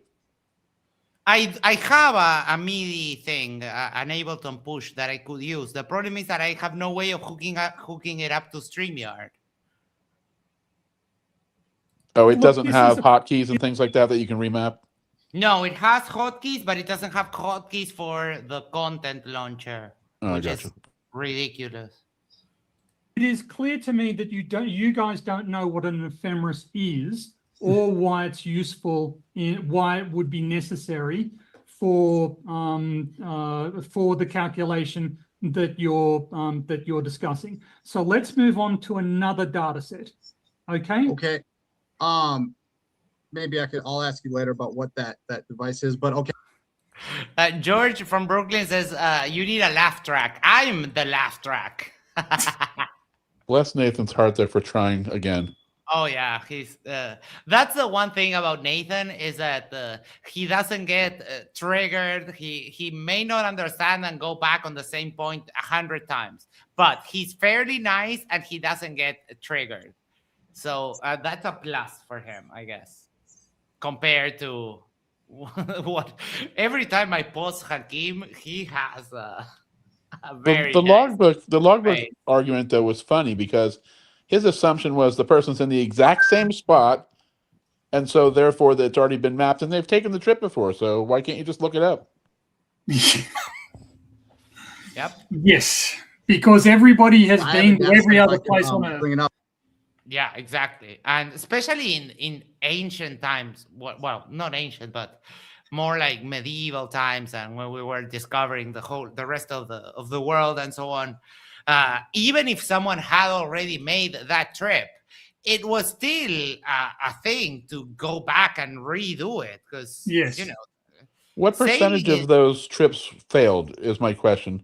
With all the shipwrecks and all that in the world, Yes. if you got on a ship to sail somewhere that would be months away, what were the chances of making it there and back? Well, I mean, it depends how you want it. So Magellan is famous for having made the first circumnavigation of the Earth, but he died. He didn't actually survive. So he didn't make the circumnavigation. I think he died before they reached the Philippines. So it depends what you mean successful. Some people in that journey were successful. Magellan wasn't one of them. Yeah. So but yeah, it's a good question because we've got a lot of ships that didn't make it. In Florida, where you are, Jack, how many shipwrecks are there? Oh, they litter the coastline. Yeah. Yeah. Because I mean, not only it's getting lost and so on. Sometimes just a storm comes and destroys the ship. Well, if you know there's a zone to stay out of and you can't navigate very well and you end up in that zone, and I don't mean the Bermuda zone, I mean like storm areas. I mean, yeah. I mean, if you were, let's say it's 1400, 1600, and you were just going to travel to a known place on a ship, there must be at least a 20% chance that you're not going to make it alive. Yeah, and probably more than rat infestations, plagues on board, like all that kind of stuff. It was you had to have the balls very well located to actually Captain Cook is regarded as one of the greatest explorers of the pre-industrial age, and he got killed. He got killed by Hawaiians, I think. So it was a risky business, and like he was fortunate in two ways because he had access to a very accurate timepiece. Like I think one of his early journeys was when they were testing out Harrison's clocks. There was a guy called Well, actually, technically they were watches because they didn't have bells. but they were still these big things that were quite accurate. So he could more accurately calculate his longitude. The other thing he had was more effective counter-scurvy Yep. methodologies, eating sauerkraut and citrus fruit. That was technology that was still relatively new. He was quite lucky in that regard, and he still ended up with his head caved in by a Hawaiian thug for sticking his nose in where it wasn't appreciated. Yeah, and even the biggest naval forces had problems. The Spanish, the Yes. British, the Portuguese, the Dutch, all of them have very big tragedies. All right. I am curious. Just one second there, Nathan. We're just if you can hold on to yours now, I'm just going to ask you to hold on to yours. We're going to let Tony do his first. So, Tony, Okay. go ahead. All right, I just need to share my screen. Is that okay? Sure thing. Okay. All right, imagine a sphere. Imagine that there's some sort of vibration at the top of the sphere. We would expect that vibration to spread out like this. And if you look across to the left, that's the top view. It's spreading out like a circle. Now it moves into the other hemisphere. If you look to the right into the bottom view, you'll see that it starts converging on the other pole like a circle. Now let's Tony, I'm seeing from the right that you have to painstakingly do the animations by hand and then move the. Oh wow, yeah, that's you're the first person to notice that this actually takes quite a bit of time. So, oh yeah. So thank you for that. But yeah, these are hand animated. I've done each of these individually. So yeah, that's a lot of work. I never noticed that before, and I was wondering how does he do the animations, and then I saw it that it was the line on the left was moving, and it's a bunch of slides that you move in quick succession. It's like that's genius. It's the work intensive way. I don't know how to use animation software, so no, I feel you. I understand, but you still did it, and it's amazing. Yeah, well, thank you. Look at an actual earthquake. This is the Macquarie Rise earthquake of 2004. The epicenter is that red star. The blue circles are the most recent seismic stations to receive it. If we run forward in time, we can see that the signal moves out in a roughly circular fashion. We can see also that it has made it to the far side of Antarctica without going through the northern hemisphere in any sense. If you look at the flat Earth model on the right, that doesn't make any sense. But we're going to run through in time, and you can see the circularity of this wavefront spreading out as it does so. And if you look on the right on the flat Earth model, you can see the circular pattern. Let me just rewind it a little bit so that you can see that better. You can see on the right-hand panel, you can see the circular convergence on the point opposite on the side of the Earth. So we made a prediction about how earthquakes should behave. We went out, we looked at some earthquake data, we got an exact match. And again, there is no flat Earth model for this. Here is a model versus. Basil says, Tony, look into Manim, I guess, for the animations. That's a great proof, though. I've never seen that. You never saw? No, I've never. That's great. Yeah, that is fantastic, and Tony is the one that does it. It's so good, so good. Prediction. The model are the solid lines. The predictions are the observations are the dots. So the model predictions are the solid lines. You will observe that as the arrivals get later, get further and further away, the wave seems to be traveling faster. Why is that? On a flat Earth, there's no explanation for that, but on a spherical Earth, there is. The wave is traveling less distance, and it's doing it at greater depth where there is higher velocity. So we have observations, we have a model, we can predict, and this is a million predictions. I'll give you Give 30 me any seconds. earthquake, give me its depth, give me its origin. I can predict the waveform arrival times for you. You have nothing. Tony, question for you. Thank you so much. Is the density of the Earth or specific areas of the Earth or water versus land? I mean, is all that taken into account that they could somehow claim its density that would make it work on a flat Earth? No, you can't make it work on a flat Earth. The flat Earth geometry just does not work. But yes, you do take that into account. That's a great proof. The seismic data set, and it gets worse. There are things called Rayleigh waves that spread out from their surface waves. They spread out from the epicenter. This is the point above the earthquake. They go out around the Earth, and then they come back. They go to the antipodal point, and then they come back onto the original epicenter, and they keep on doing that through multiple circuits. And you see the same behavior in atmospheric pressure waves from volcanoes. So all of these data. How long does the period where it's you get the after waves? How long does that last typically for like an average earthquake?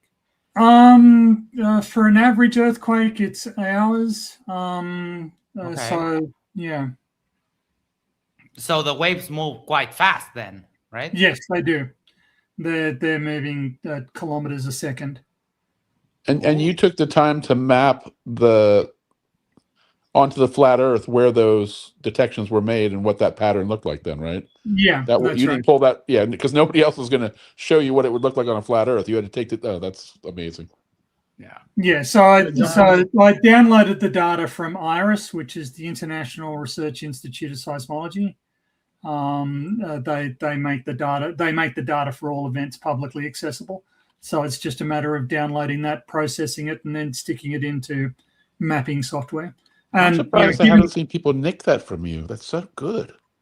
Yeah, I hope it's a data set that I would be more happy for people to steal and use. So somebody did do an animation for the Tongatapu eruption. Actually did do that. So I'll dig that up and share it with you via Discord. I came across this image the other day, and it shows where the different plates are. I don't know why it's looking so awful, but I love that Uruguay is smack dab, like almost in the middle of the plate, so we're safe. Yes. We are safe.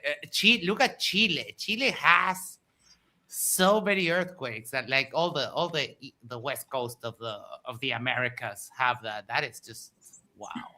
And then of course all over this zone is just chaotic, and that's why Japan floods so much. Quick on this one. Yeah, we'll give you each a minute. Okay, Tony, can I just ask a real quick question? I've heard that there is some difficulty with waves traveling through Antarctica, the continent. Is that any sort of accurate? Just as a qualifier. Well, there are somewhat lower velocities under Antarctica. It seems to be somewhat warmer, but it's not a major problem now. Okay. So how I would try to explain, and one thing about and even this can relate with the distances on the ground and everything.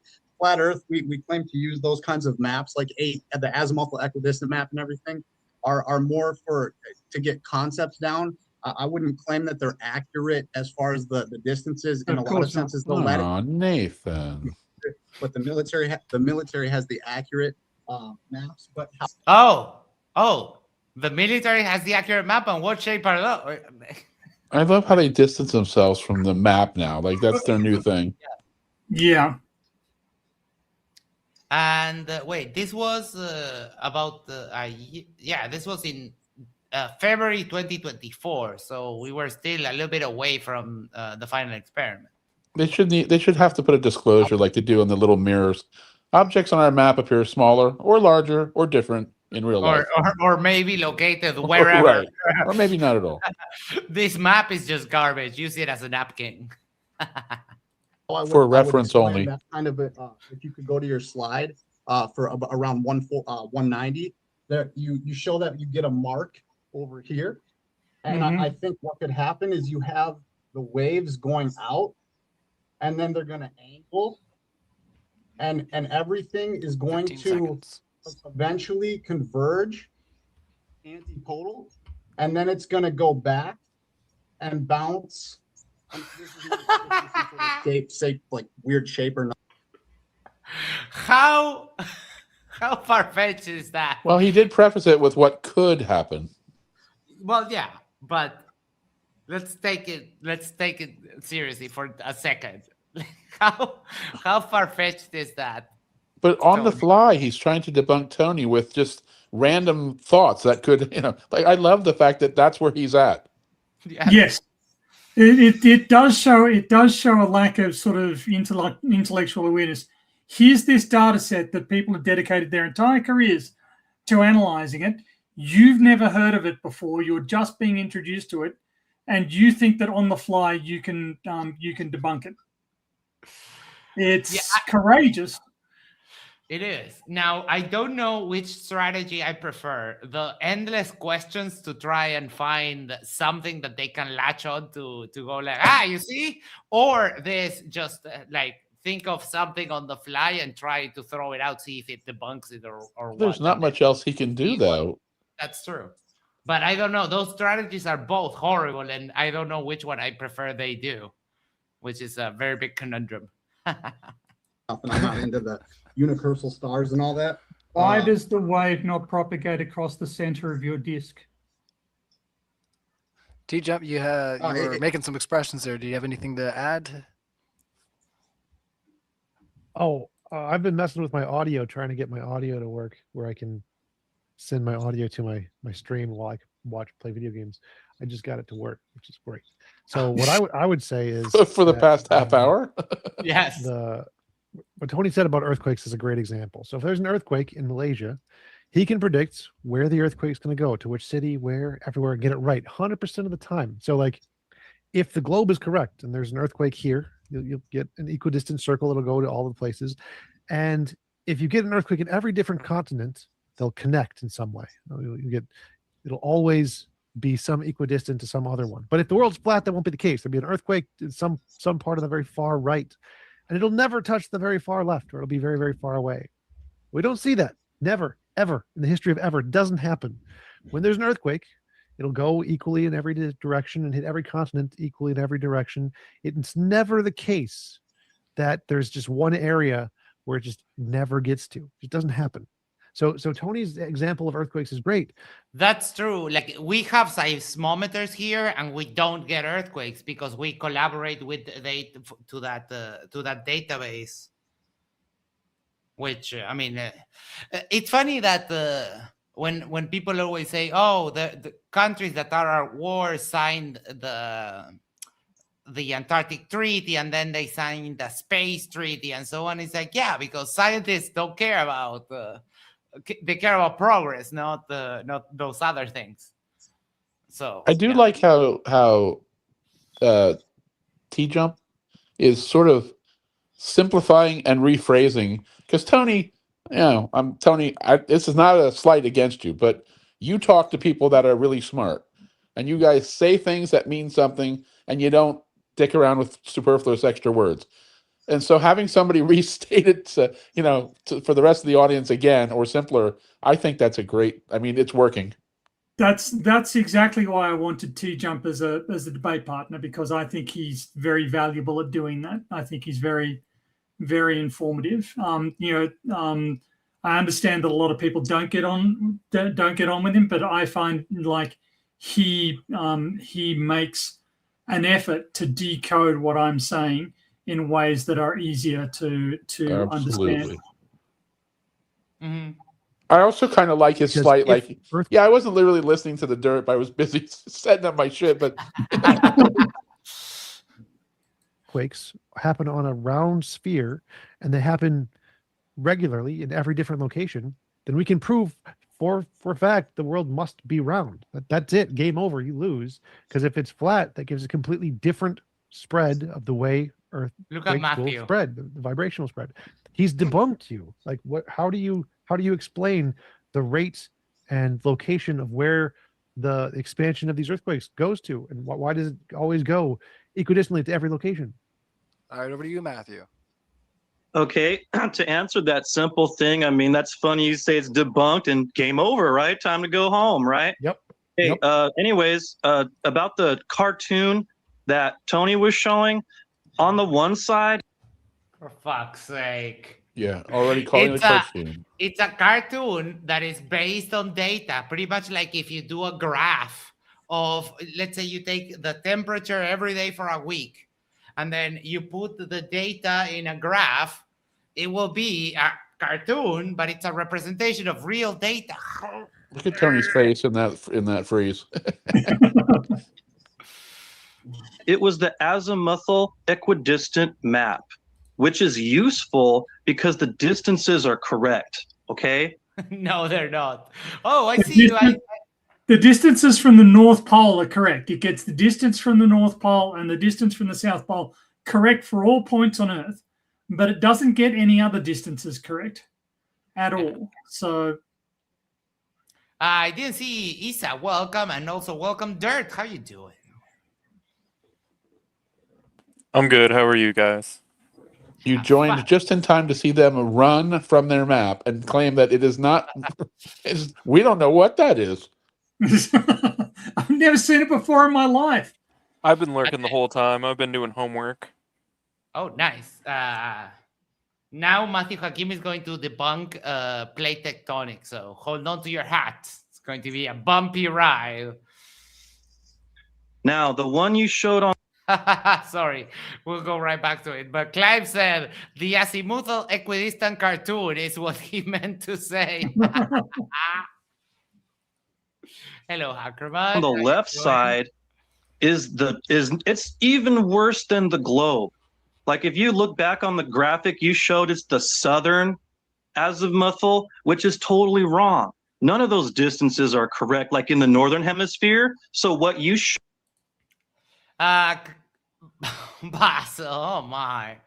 Basil says for $5, thank you so much.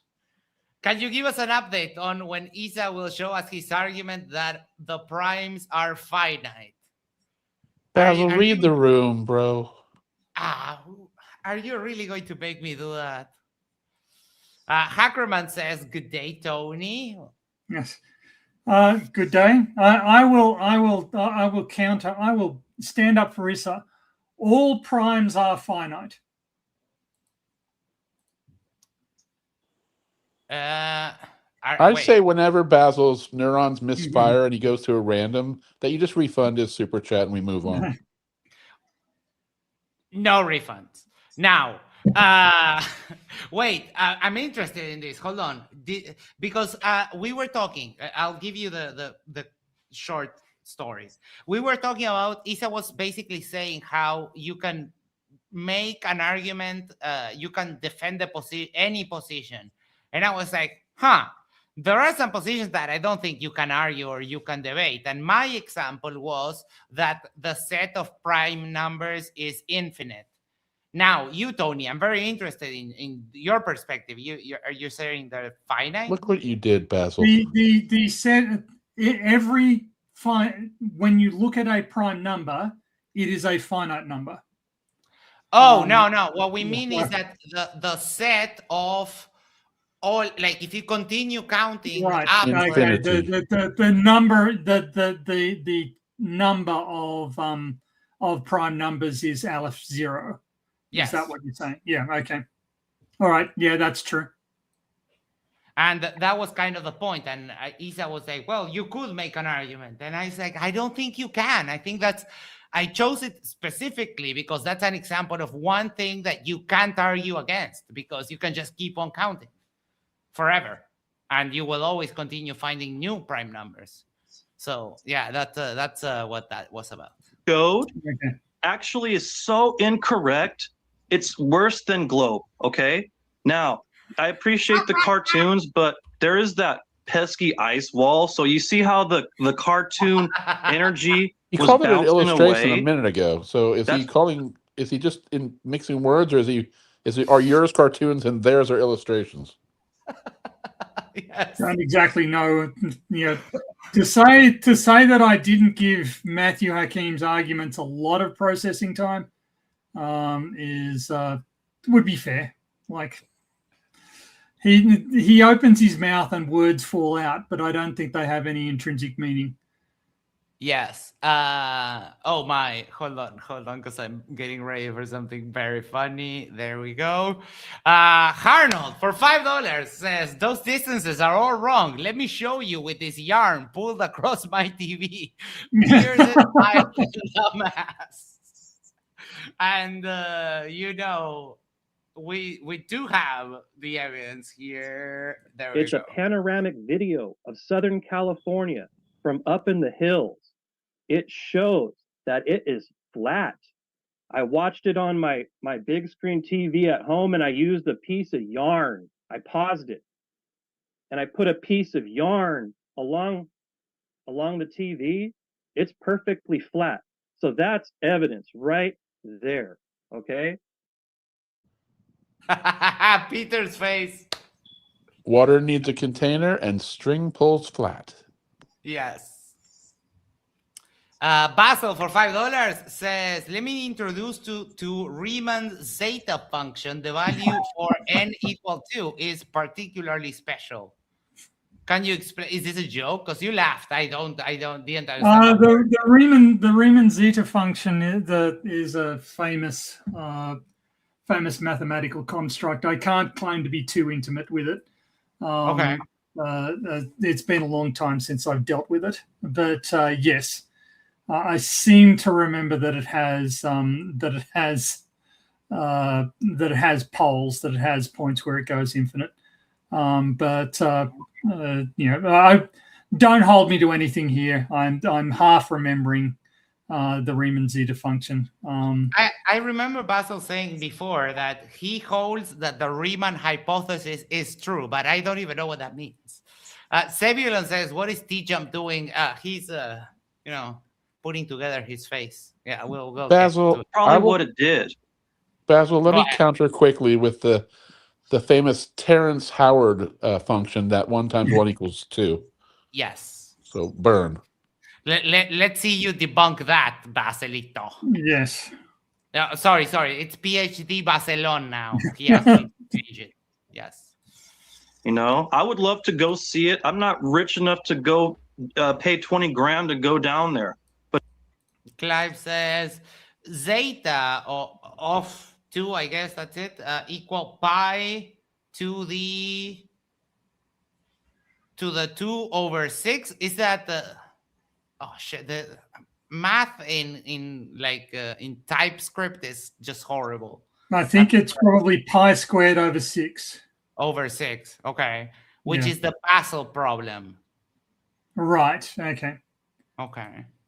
I would like to point out that Matthew Hakim is about to make the argument that he would go if he had the money. Now, this predates my offer to pay for him to go to Punta Arenas by 1.5 years, but clearly that's bullshit. Oh, yeah. Well, Matthew Hakim, I realized today that Matthew Hakim was mocking the trip, and he didn't even know that we're not going to Antarctica. On the thing that I was reviewing earlier today, Matthew was like, "Oh, these guys are not even going to Antarctica." What a Even more reason for him to go and debunk you, which Matthew, the offer still stands, you big fat pussy. if I would like to, but maybe that's why the things bounce. This warms my heart because I love Peter, and Basil, you have your moments, but I do generally like you. So I'm glad that you're making friends. This is what this channel is all about. Yay! Certain way. Maybe is not science, mate. I love you, Tony. Did you have anything to respond with there, TJump? Yes, We haven't heard from I you have several things to respond to. Or Tony, saying I guess. maybe, or saying maybe, or possibly, or whatever. We've got a model. We've got a prediction. the model, well, we've got a model, we've got a prediction from that model, and we've got observations. The model and the observations match. That is validation of the model. You can't just say, well, maybe there exists a model. I don't have it, of course. I can't do any predictions, but maybe there's a model that matches up. That isn't science. That isn't even a basis for a scientific conclusion. Furthermore, your problem is even worse than that, because it turns out that there are seismic waves that go from the point of origin. I actually have another display. May I share my screen again? Sure thing. Just let me know when you're ready. Yep, just a second. You are good to go. Okay, here we're looking on the left. We've got an earthquake occurring at the top. We've got wave fronts. One's going out to the right, one's going out to the bottom. These are surface waves, so they travel around the circumference. So they get to the receiver, bang, that's the R1 wave. They continue going around. They go into the opposite hemisphere, and now they come back and they get to the receiver from the other direction. So if there's a receiver south of our current receiver, they come back, bang, that's R2. Now we get R3, which occurs very close after the first one. So these waves go round and round and round. If you've got a large enough, shallow enough earthquake, you'll get R4. This also happens with atmospheric pressure waves. For instance, the Tonga Tapa eruption. This is the air pressure wave around it. You can see it spreading out from Tonga Tapu. This is it 73 hours later, after it's made multiple circuits of the, and this is observational data. You can hold your hands all you like, Matthew. This is real observational data, and I have visualized it for you. I have turned it into a graphic. Fine, but you don't get to pretend that the data doesn't exist. May I respond? Sure thing. Over to you. Hey, Tony, man, your cartoons make me laugh more than Looney. Oh my fucking god. Cope. Look at Nathan, though. Nathan's looking at he was impressed. He's looking at that the same way my cat looks at the leaf blower. He just doesn't get it.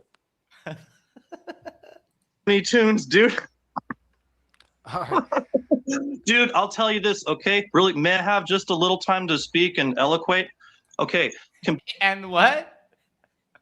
Computer programs don't mean anything. I'll tell you why. Someone probably make a computer program app on my phone. They could show me Pokemon in my front yard.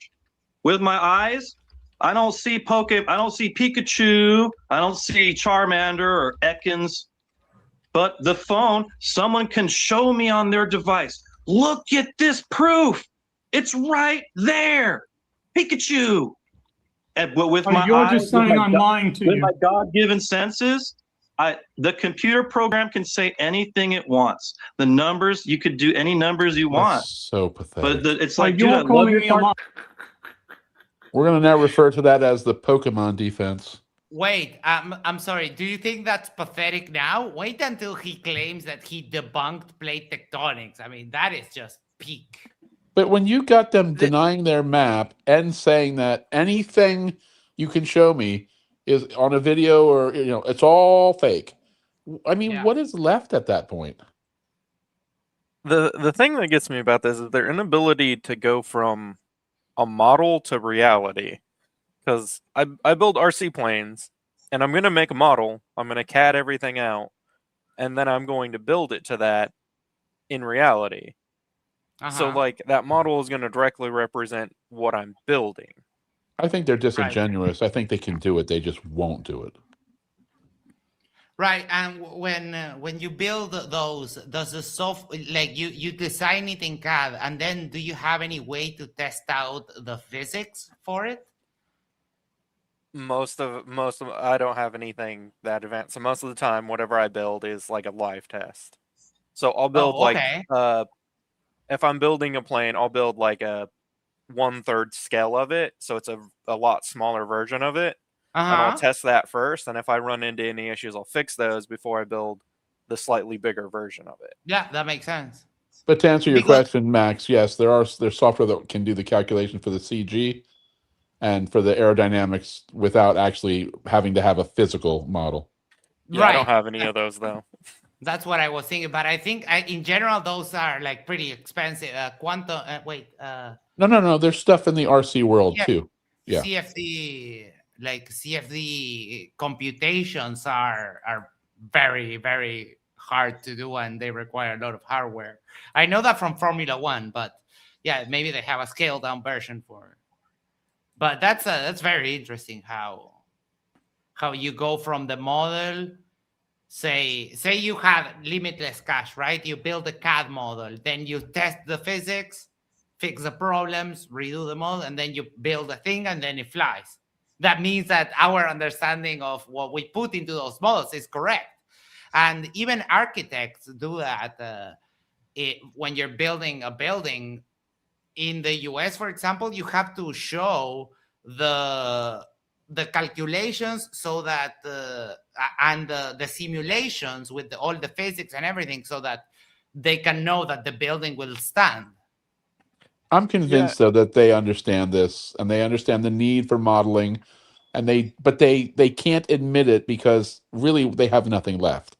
Yeah. I mean, at this point they're down to just nothing but nuh-uh. Oh, yeah. No, I seriously doubt Matthew Hakim has object permanence. I really, I really. That's like a baby. That's like a 9-month-old baby when you get that, don't you? Yes, yeah. That's when you normally get object permanence. But Matthew Hakim just doesn't have it. He doesn't have that capacity to sort of keep in mind what has previously occurred. So I think, he, as soon as it's a model, his brain turns off. Matt Dillahunty uses the term thought stoppers. There are slogans. There are mantras. Like Earth measures flat. Earth measures flat is just a thought stopper. It's there to stop you from thinking about the subject anymore. And as soon as you and Matthew Hakim, everything is a thought stopper. As soon as you say model, that's a thought stopper. He doesn't need to think anymore. He just needs to assert that models aren't reality. Right. Kind of goes like the guy from the movie Memento, trying to figure out every second, like, where the fuck am I? Every second of every day, like, where am I? Like, what was I doing? Cardinal says, I'm chasing him. No, he's chasing me. You can make the numbers do anything. People who never make the numbers do anything. Yeah. I promise you, if I calculate I love your the wings and everything incorrectly, it's not going to fly. It's going to do a very pretty nosedive, but that's about it. Yeah. That was what I was worried. How do you balance like the thrust? I have a prop thing to balance the props, and then most of the math I do by hand. Have you ever seen Flight of the Phoenix? Yeah, both of them. Both of them, okay. So you know that model plane makers are the heroes. I love that movie. That's right. The German modeler, when they find out, they freak out. But he's like, "Look, aerodynamics, they scale." Actually, what I didn't know is that the guy who wrote the book is actually one of my favorite authors. He wrote a series of spy novels under the name Adam Hall. I'm not sure if he wrote. I don't think he wrote Flight of the Phoenix under the same pen name, but he wrote a series of novels about a spy called Quilla that I really quite enjoy. But they're a nerdy thing. So Arnold said, in order for a thought stopper to be effective, that would imply thought started. Cartoons. I love them. You're saying that the data doesn't support these presentations. I'm saying the data can obviously be manipulated. I mean, obviously. How obviously? What is your... Matthew, we rely on these things because when earthquakes happen, people die. So they're all the time trying to find out more. Can we predict them? Which I don't think will be able to predict. Well, there's physical evidence of the time and the shaking too. It's like they'd have to be lying about all of that. Yeah. Yes. But oh my, Matthew lives in California. He knows earthquakes happen all the time. Oh, for certain. Evidence for supporting that claim. Dude, you just used made the a positive cartoon. claim. What's your evidence? That's not evidence. If I show you a cartoon of Pikachu, that doesn't mean he's hanging out with me. Oh my god! Oh my god! So wait, no. Hey, sorry to tell you, dude. The Don't get cartoon, hypnotized. All right, to be fair, cartoon TJump doesn't matter. said the least, so let's give the floor to Matthew, let me remind you that your quote-unquote books have memes on them. Just, if you forgot. TJump. The cartoon is a picture to help you understand the argument. The cartoon is not relevant to the argument. So the cartoon shows a picture of a globe, and if there's an earthquake in one location, it'll spread out in a circle, right? That's just showing you that. If we expect this to happen, like if the world's a globe, and the globe predicts that certain cities are in certain locations on a globe model, then we can predict that if an earthquake happens here, it'll hit this city and this city and this city, the ones that are equidistant in every direction at the same time. That's all the cartoon is showing. And that has happened. That literally has happened. There was an earthquake in a location. We know the buildings got fallen. And we can test what time was the earthquake felt in a different city. And we can say, hey, there are people there. They have their phones. Like, hey, we were feeling the earthquake at this time. And we can say, oh, look, this is the time it happened. Here's how far away it is. Here's how the things spread. Now, if it's a globe, it's a ball, and the earthquakes happen all over the ball, everywhere, all over the ball, then we can measure how far away every city is. It's going to come a very, very strange shape. If the world's flat, there are earthquakes all over the ball, it'll be different. It'll be two different measurements with different numbers for when the earthquake reaches here and here and here and here for each different earthquake. It's triangulation, different numbers. Guess what? Nathan's nodding along with numbers him. are right. Blurf numbers wrong. Yeah. So the cartoon is just showing you the facts that have been proven not by a cartoon, but by the actual data we have of when the earthquake happens and when it gets to the other cities everywhere else around the world. So the cartoon isn't the evidence. That's just a picture to show you why you're dumb. Okay. I Well, think thank you. That's great. Let's let Nathan in here right quick, Matthew. Just Oh, that's a great Electron Element noticed. He uses the word cartoon instead of diagram. You know who did that to me also? Chris. When I debated Nathan Thompson with FTFE versus, me and FTFE versus Nathan Thompson and Chris, I showed him a diagram. And then, because he's a TikTok flurf, he pulled up a piece of paper that looked like a folded napkin and then showed me himself a diagram. And I was like, you just called my diagram a cartoon, and now you're showing me like a folded napkin and calling it a diagram. Like, what is the standard? Holy cow. But they don't have consistent intellectual standards. That's a bit too much for them. Yeah. I think what Tony was showing there was the data collected from detectors of the seismic waves, and then cell phone. Oh my. He understood the argument. Which side is Nathan on? Around. Very nice, Nathan. Good job. He graphed out where. No, TJump. Tony was not talking about cell phones. He was talking about seismic. Well, but cell phones. No, he's right that cell phones will detect earthquakes. So cell phones contain accelerometers, and there is actually a program being developed that is trying to use cell phone accelerometer data to track earthquake propagation. So that isn't wrong.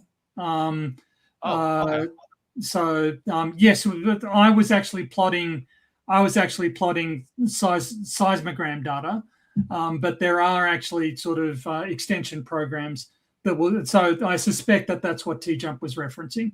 It's sort of like the SETI calculation program for PCs. But that's right. For earthquakes across cell phones. Well, it's sort of it's also like it was realized fairly early on that you can use cell phones to track whether or not elderly people have experienced a fall. Oh wow! You can use the accelerometers on them. But it has to negate whether it's in somebody's pocket already moving, right? So it's more than just it has to actually sort of that was part of the development. Not every signal you get is a fall, but some of them are. Actually, I was with I was with sort of one of my mathematics lecturers the other day, and his chair slid out from under him, and his phone really wanted to call emergency services, but and took some convincing not to, because it was able to recognize from the characteristics of the fall, from the acceleration pattern, that it was an uncontrolled fall, that it wasn't something else. So yeah, these are there are some amazing applications for this technology. Yeah. But I mean, then you have to fight with Siri like dialing 911 because you fell. No, Siri, I didn't fall. Yes, sir, you have fallen. It's nice to see a cell phone being used for more than a dick pic.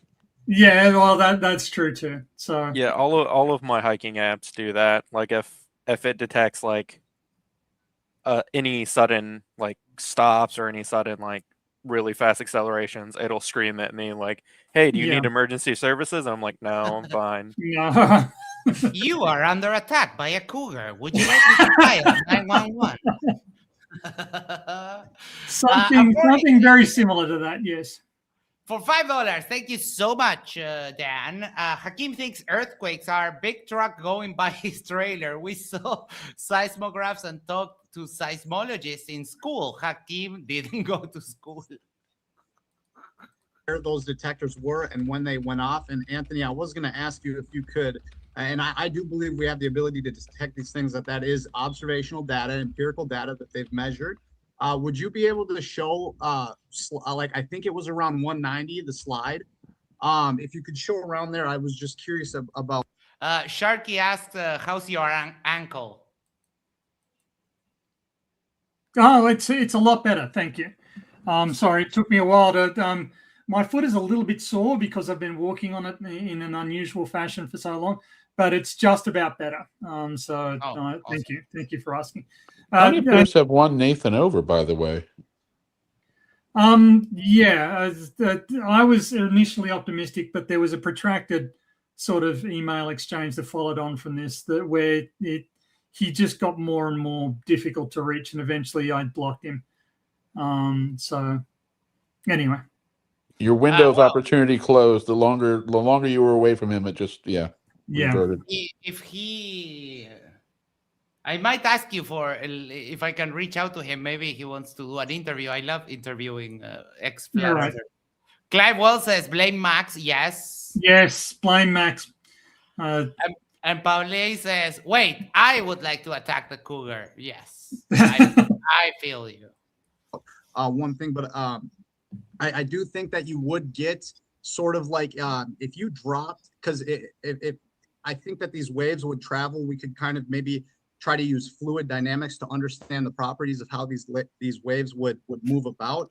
And I think if you drop something into like a tub, like if you drop a ball into a tub of water, the waves that are going to go out closest to the sides would bounce and then go in a direction from there. And then the waves that are traveling out the furthest before they hit a wall, they're going to keep going until they hit their wall and then bounce from there. And so I'm curious here. This is on the right side here. What's that? It's cute. It's cute how he thinks you invented this, and this isn't like something that people do for a living. Yes, yeah, it is. It is kind of cute, and it's also he's blundered into sort of one of the proofs that that can't possibly be the explanation. Right. Just looking at the data. That's what I was thinking, that the tub example is applicable to your plotting of the data in the flat Earth map. Because yes, like you have surface waves all over the Earth, and then they go towards the ice rim, and then they would come back. But that doesn't match up to the actual data. So okay, except that we can prove that isn't what's happening, right? So I've got another presentation. It should surprise no one. All right, I'll give you 2 minutes on the floor there if you want to show something up there. But before we move on, Nathan, you had some closing thoughts on what we were just talking about? Yeah, with where Anthony was showing there with the epicenter.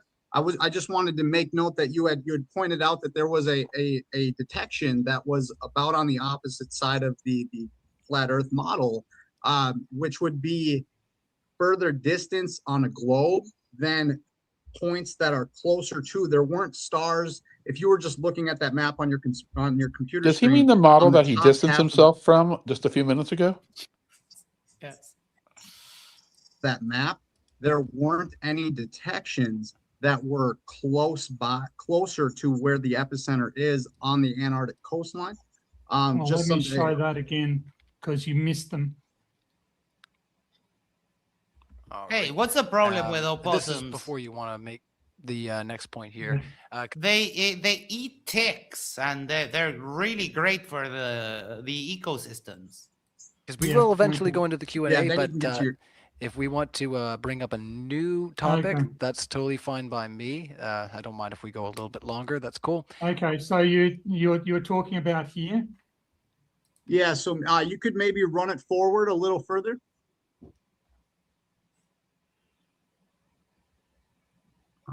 Okay, so like say right there, like right around this area. So right now you're getting a reading that is around that 30 mark at the bottom there. That's on that ring. But now if you look straight up from the star, you have those two red dots on the coastline of Antarctica, but there is nothing kind of over towards that 150 area, which on a globe with Antarctica, the shape that it's claimed to be, that would be a closer location. They appear Yes, to it would spread be a out closer across that. location, but there's no seismometer there. So we are constrained by where the instruments are. So the fact that there's no circle there is an indicator that there's no instrument there, or at least so no instrument great. that showed up Nathan's in this helping you data make your search. case. So it's and- not the fact that the wave didn't make it there. It's the fact that there's no instrument to detect it. Yeah. Thank you, Nathan. Antarctica ice, inhospitable.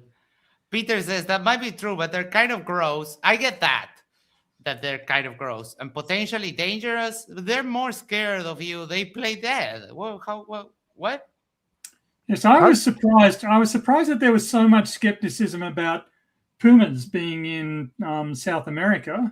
Yeah, there are. The Argentinian rugby union team are the Pumas. It's called the Pumas. Yeah. Yeah. We also have them. They're not widespread and they're very endangered. That's why I was making the joke that if you're in Uruguay or Argentina and you get attacked by a puma, just let it eat you because if you eat that son of a bitch, that's it. You're done. Yes, but if you go to Mexico, like I remember visiting Mexico, and they had jaguars.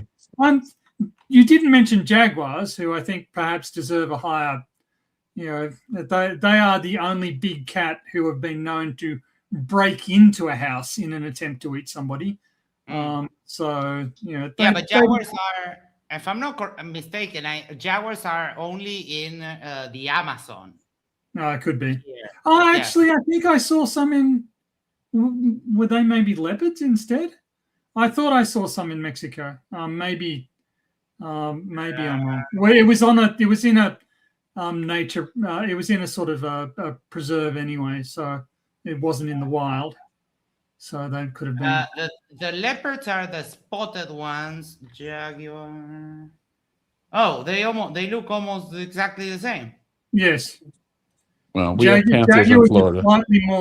Jaguars are slightly more chunky. So a male jaguar can reach up to 60 kilos. And like I say, whereas a leopard is more like 40 kilos. And as I say, jaguars have been observed trying to break their way into a building in order to eat the person inside. So, wow, can you imagine a cat like mine with the size of one like those? Are you dead? Max, you would be long dead. Oh my! But I hunt cougars. I trapped a unmarried one. I love the fact that Nathan helped your argument because he didn't talk about what happens when there's no. Seemed obvious. You probably just didn't. But he brought up like, hey, why is it missing? You're like, oh, no detector. Totally took the wind out of his sails. I don't know where he's going next, but Yes. Victoria says jaguars in Yucatan for sure. And Paul Homer named his possum Bitey. In Spanish, the name of that possum is Cuca. A la grande le puse Cuca, he says. We can refute the reflection argument. Just give me a moment. Need to find the. Poor Nathan. Need to find the right one. At least he's paying attention, though. I don't think Hakim is paying any attention. Yeah, I don't think I did get the impression that Nathan was at least interested in learning something and having a, but Hakim is just there because he already knows the right answer and he's just going to shut down anything. But He didn't want to make you look dumb, Tony. Yeah, that's very kind of him. I appreciate his generosity. Check on the kid. Yeah, I've just found it. Let me just go. Because we know actually what happens when a circular wave reflects off a circular obstruction. Let me just share once more. Yeah, you're all ready. We're still ready to do the share. Now you can find videos of this on YouTube. People with shadow tanks doing this experiment. The wave starts at the purple star, it spreads out, it hits the circular edge. Now what happens when it reflects is this. It turns into a straight line and sweeps back along. So it doesn't go out across it doesn't go around the edge of the disc. And as I say, you can go onto YouTube, you can look up circular wave, circular obstruction, and you can see what happens for yourself. So no, your reflection mechanism does. Yeah, I mean, you can also test this yourself with a salad bowl and just poke it. And the time between the time between the successive arrivals, like the outgoing wave and the incoming wave, if it was a reflection, it would depend on how close you are to the edge, right? If you're right next to the edge, the wave comes past you, bounces back, and then hits you instantly. But that's not what we observe. Mm-hmm. The time between the first arrival and the second arrival depends on how far you are from the antipodal point, right? Because the wave has to travel all the way. And we've got receivers all the way around, so we can track these waves. It's absolutely not,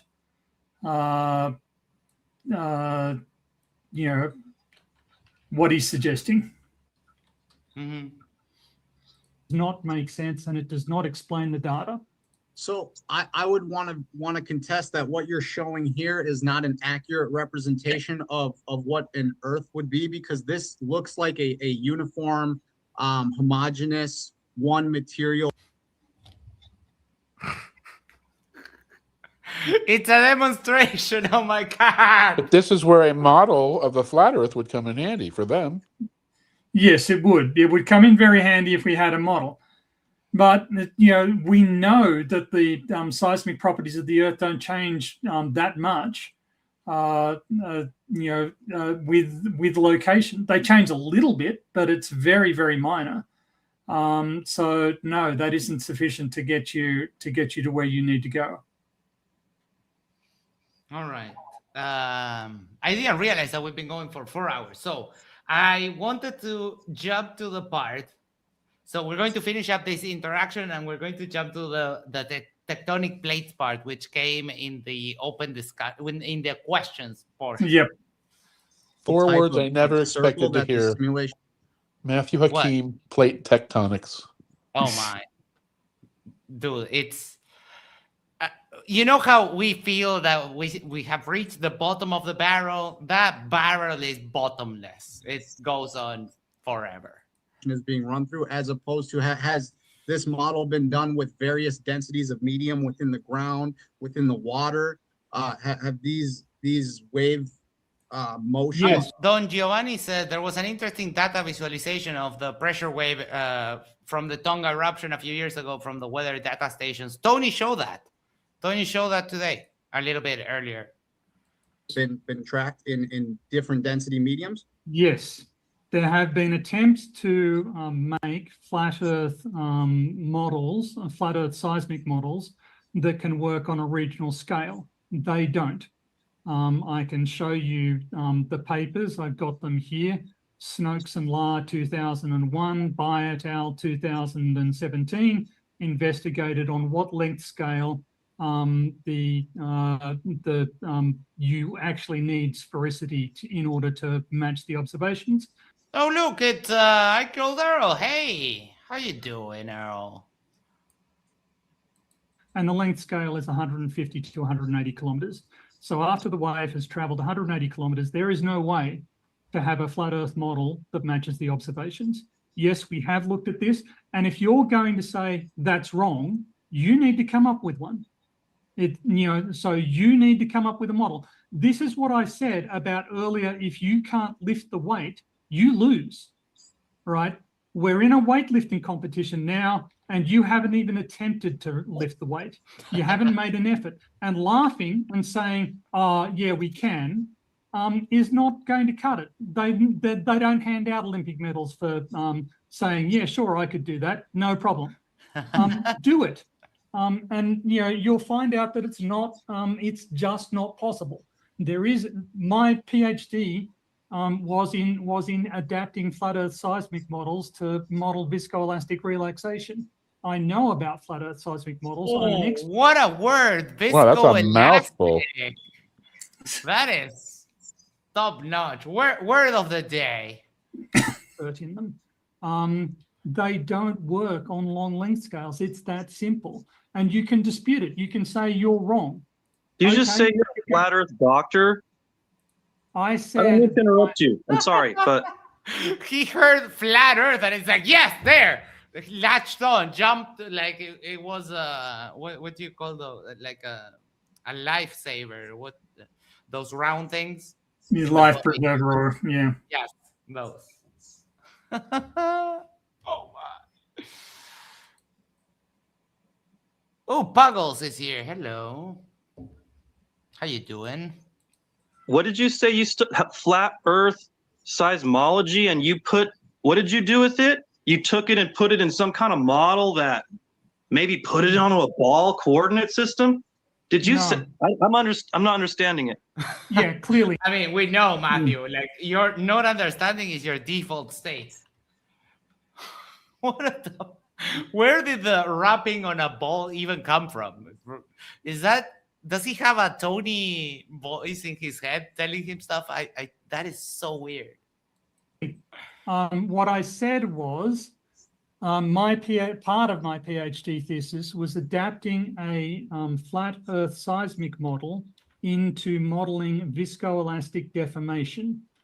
Viscoelastic deformation? Yes. So Matthew, take the L, bro. Oh my.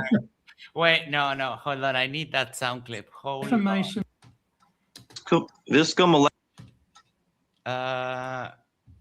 Record. Into modeling viscoelastic deformation. Viscoelastic deformation? Yes. So deformation that has both a viscous and an elastic component, like a Maxwell solid. So what's the purpose that what you studied was called flat Earth? No, I'm not getting it. What I studied was high resolution modeling of glacial isostatic adjustment. So the way the Earth deforms under heavy weights like large ice sheets or large sediment loads or volcanoes. Earth science. Yes. Okay. Yeah, you had me going for a loop first. I thought you were saying like you take the flat Earth seismic data and you do something you change it somehow. No, you don't. Yes. Tony, I got just a quick question. When you're trying to make flat Earth models of seismic activity, are you using the data that we have according to like our current ability to You have data? record and detect things, and then we're taking those data sets and trying to put them onto a flat Earth model. Yes. So I would ask if there is any sort of transform going on with, well, let's say the military accuracy of data compared to what we get that might have gone through a transformation equation, Lorentz transformation or anything. Nathan, can you reverse a transformation like that? I don't think you can. So why do you even want to see it? Like, what's the point? So the flat Earth formulation that I used was actually based around Bessel transformations. Are they called Bessel transformations? I think they use Bessel functions. Been a long time since I've actually looked at this. The technique turned out not to go anywhere because we could make the spherical models just vastly more numerically cheap. At the time I was doing the analysis, it seemed like we needed a dedicated we needed a dedicated small scale thing, but the spherical models just became incredibly cheap to do. So we did apply an integral transform in order to simplify the different algebraic equations. And that's the sort of transformation that I think he's referring to. But that doesn't sort of change the coordinate system in any sense. It's just an algebraic nicety. Right. It's just algebra to make the problem simpler. Matthew still has a partial despite erection what from you saying. mathematicians will tell you, they don't like complicated problems. Oh, poor guy. Let me check if this came out. Viscomalactic deformation?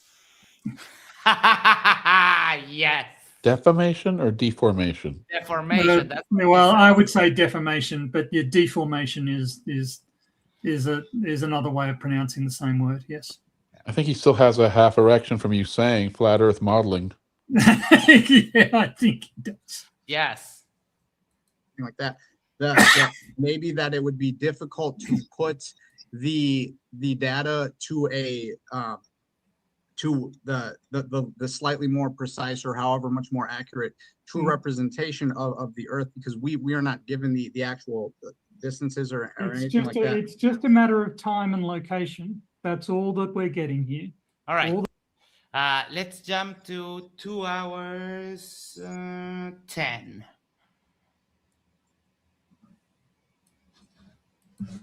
I'm sitting down already. Do I need to lay down for this? You might, yeah. And if you have anything that breaks near the radii of your grasp, just move it because, oh boy, this is peak Hakim. Earth, right? The sun has a path over the Earth. It goes from the Tropic of Cancer in the summer, then it goes over the equator, and then it goes down to the Tropic of Capricorn, giving us winter. Then it comes back. Then it comes back. That he cut off here because he's lying about what I said. No, I'm not. I'm listening to you, man. I know love you want to, Tony. I love you. All right, I know you want to jump in here and there, Nathan, but let's move on to the next question there, guys, because we got lots of questions, and I'm sure eventually we'll come full circle. We always do. Malavaya, glad to see you're hanging out there, buddy. A big critic of mine originally, but we grew to love each other, and I really appreciate he's an honest guy, so that's cool. Personal incredulity, poisoning the well, ad hom. How many more fallacies this dude gonna unleash in his opening? Oh, he's still spicy. So Malavaya, I think I'm not sure he's coming after there. So he says, poisoning the well, ad hom. How many more fallacies is this guy going to unleash in his opening? Who do we think that's for? Malavaya, you didn't really specify. Let's continue on. Malavaya goes on to clarify, $5. Thank you so much, Malavaya. And keep the super chats coming in, guys. We really appreciate this to carry the conversation forward and get those questions in. Tectonic plates cannot work on a flat Earth. Earthquakes cannot work on a flat Earth because flat Earth being caused by tectonic plates. Stop your nonsense already. Okay, I think that clarifies the first question. So he accused you guys of poisoning the well, and then is saying that your explanation for the tectonic plates is not accurate. So, thoughts on that there, Nathan and Matthew? You want to go first? Yeah, I'll just real quick throw this out, and then so with the terminology itself, plate, it's kind of like airplane. A plate itself is a flat surface. There are plateaus, abyssal plains. There are these flat features, flat referenced features throughout tectonics. They are something in the ground. There are structures, and if there's a jostling of them, maybe if something hits it from this side and then causes it to wiggle, you're going to measure something on the other side of the plate. That could send something through. Yeah, I think that the term plate itself, it's a piecing together of these sheets as far as at a certain elevation, and they're moving around depending on how much oil lubricant we take out from within the earth and everything. Good one. May I add just a little bit? Okay, I live in Southern California. Yeah, we got earthquakes all the time. Okay, all the time. The street lot setup, it's perfectly like north, south, east, west. If you look on a map of like where I live, they're all lined up north, south, east, west. So if there was plate tectonics shifting around, there would not be that alignment. And I would just tell you guys, yeah, look at my area. It's like Fullerton, Anaheim, Buena Park. The streets are all like perfectly like miles. They're like squares, and they align north, south, east, west. So that's proof that there's no plate tectonic shifting going on.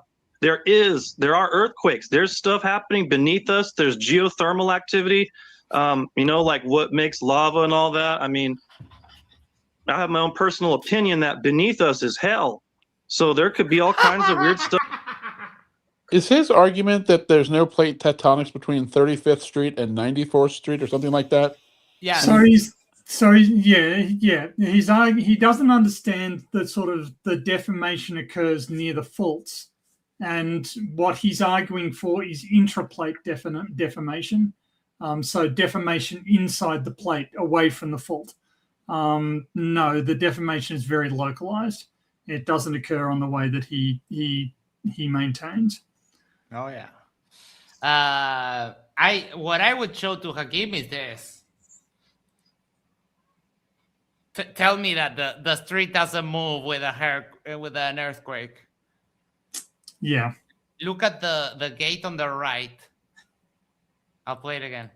Look at the gate on the right, how it moves relative to the background. Like, whoop! The whole house just like shifted forward. Imagine the energy release there. Oh my. Yeah, it's significant. Yeah. I have never been in one, and I would tell you, I would literally shit my pants. This is the Growing up in California, though, a part of our field trips would be to go to areas that were on the fault line, and you could see like buildings that had shifted like 5, 6, 8 inches through the building, and they left it that way because it was now you couldn't live there anymore, but they left it as a a marker basically, and you could see where the curbs, 1 foot, the entire curb just shifts. It's impressive. There's a great photo of a school from the Alaska earthquake of 1960, whenever, where the school has basically been ripped in half, and half of it is dropped, like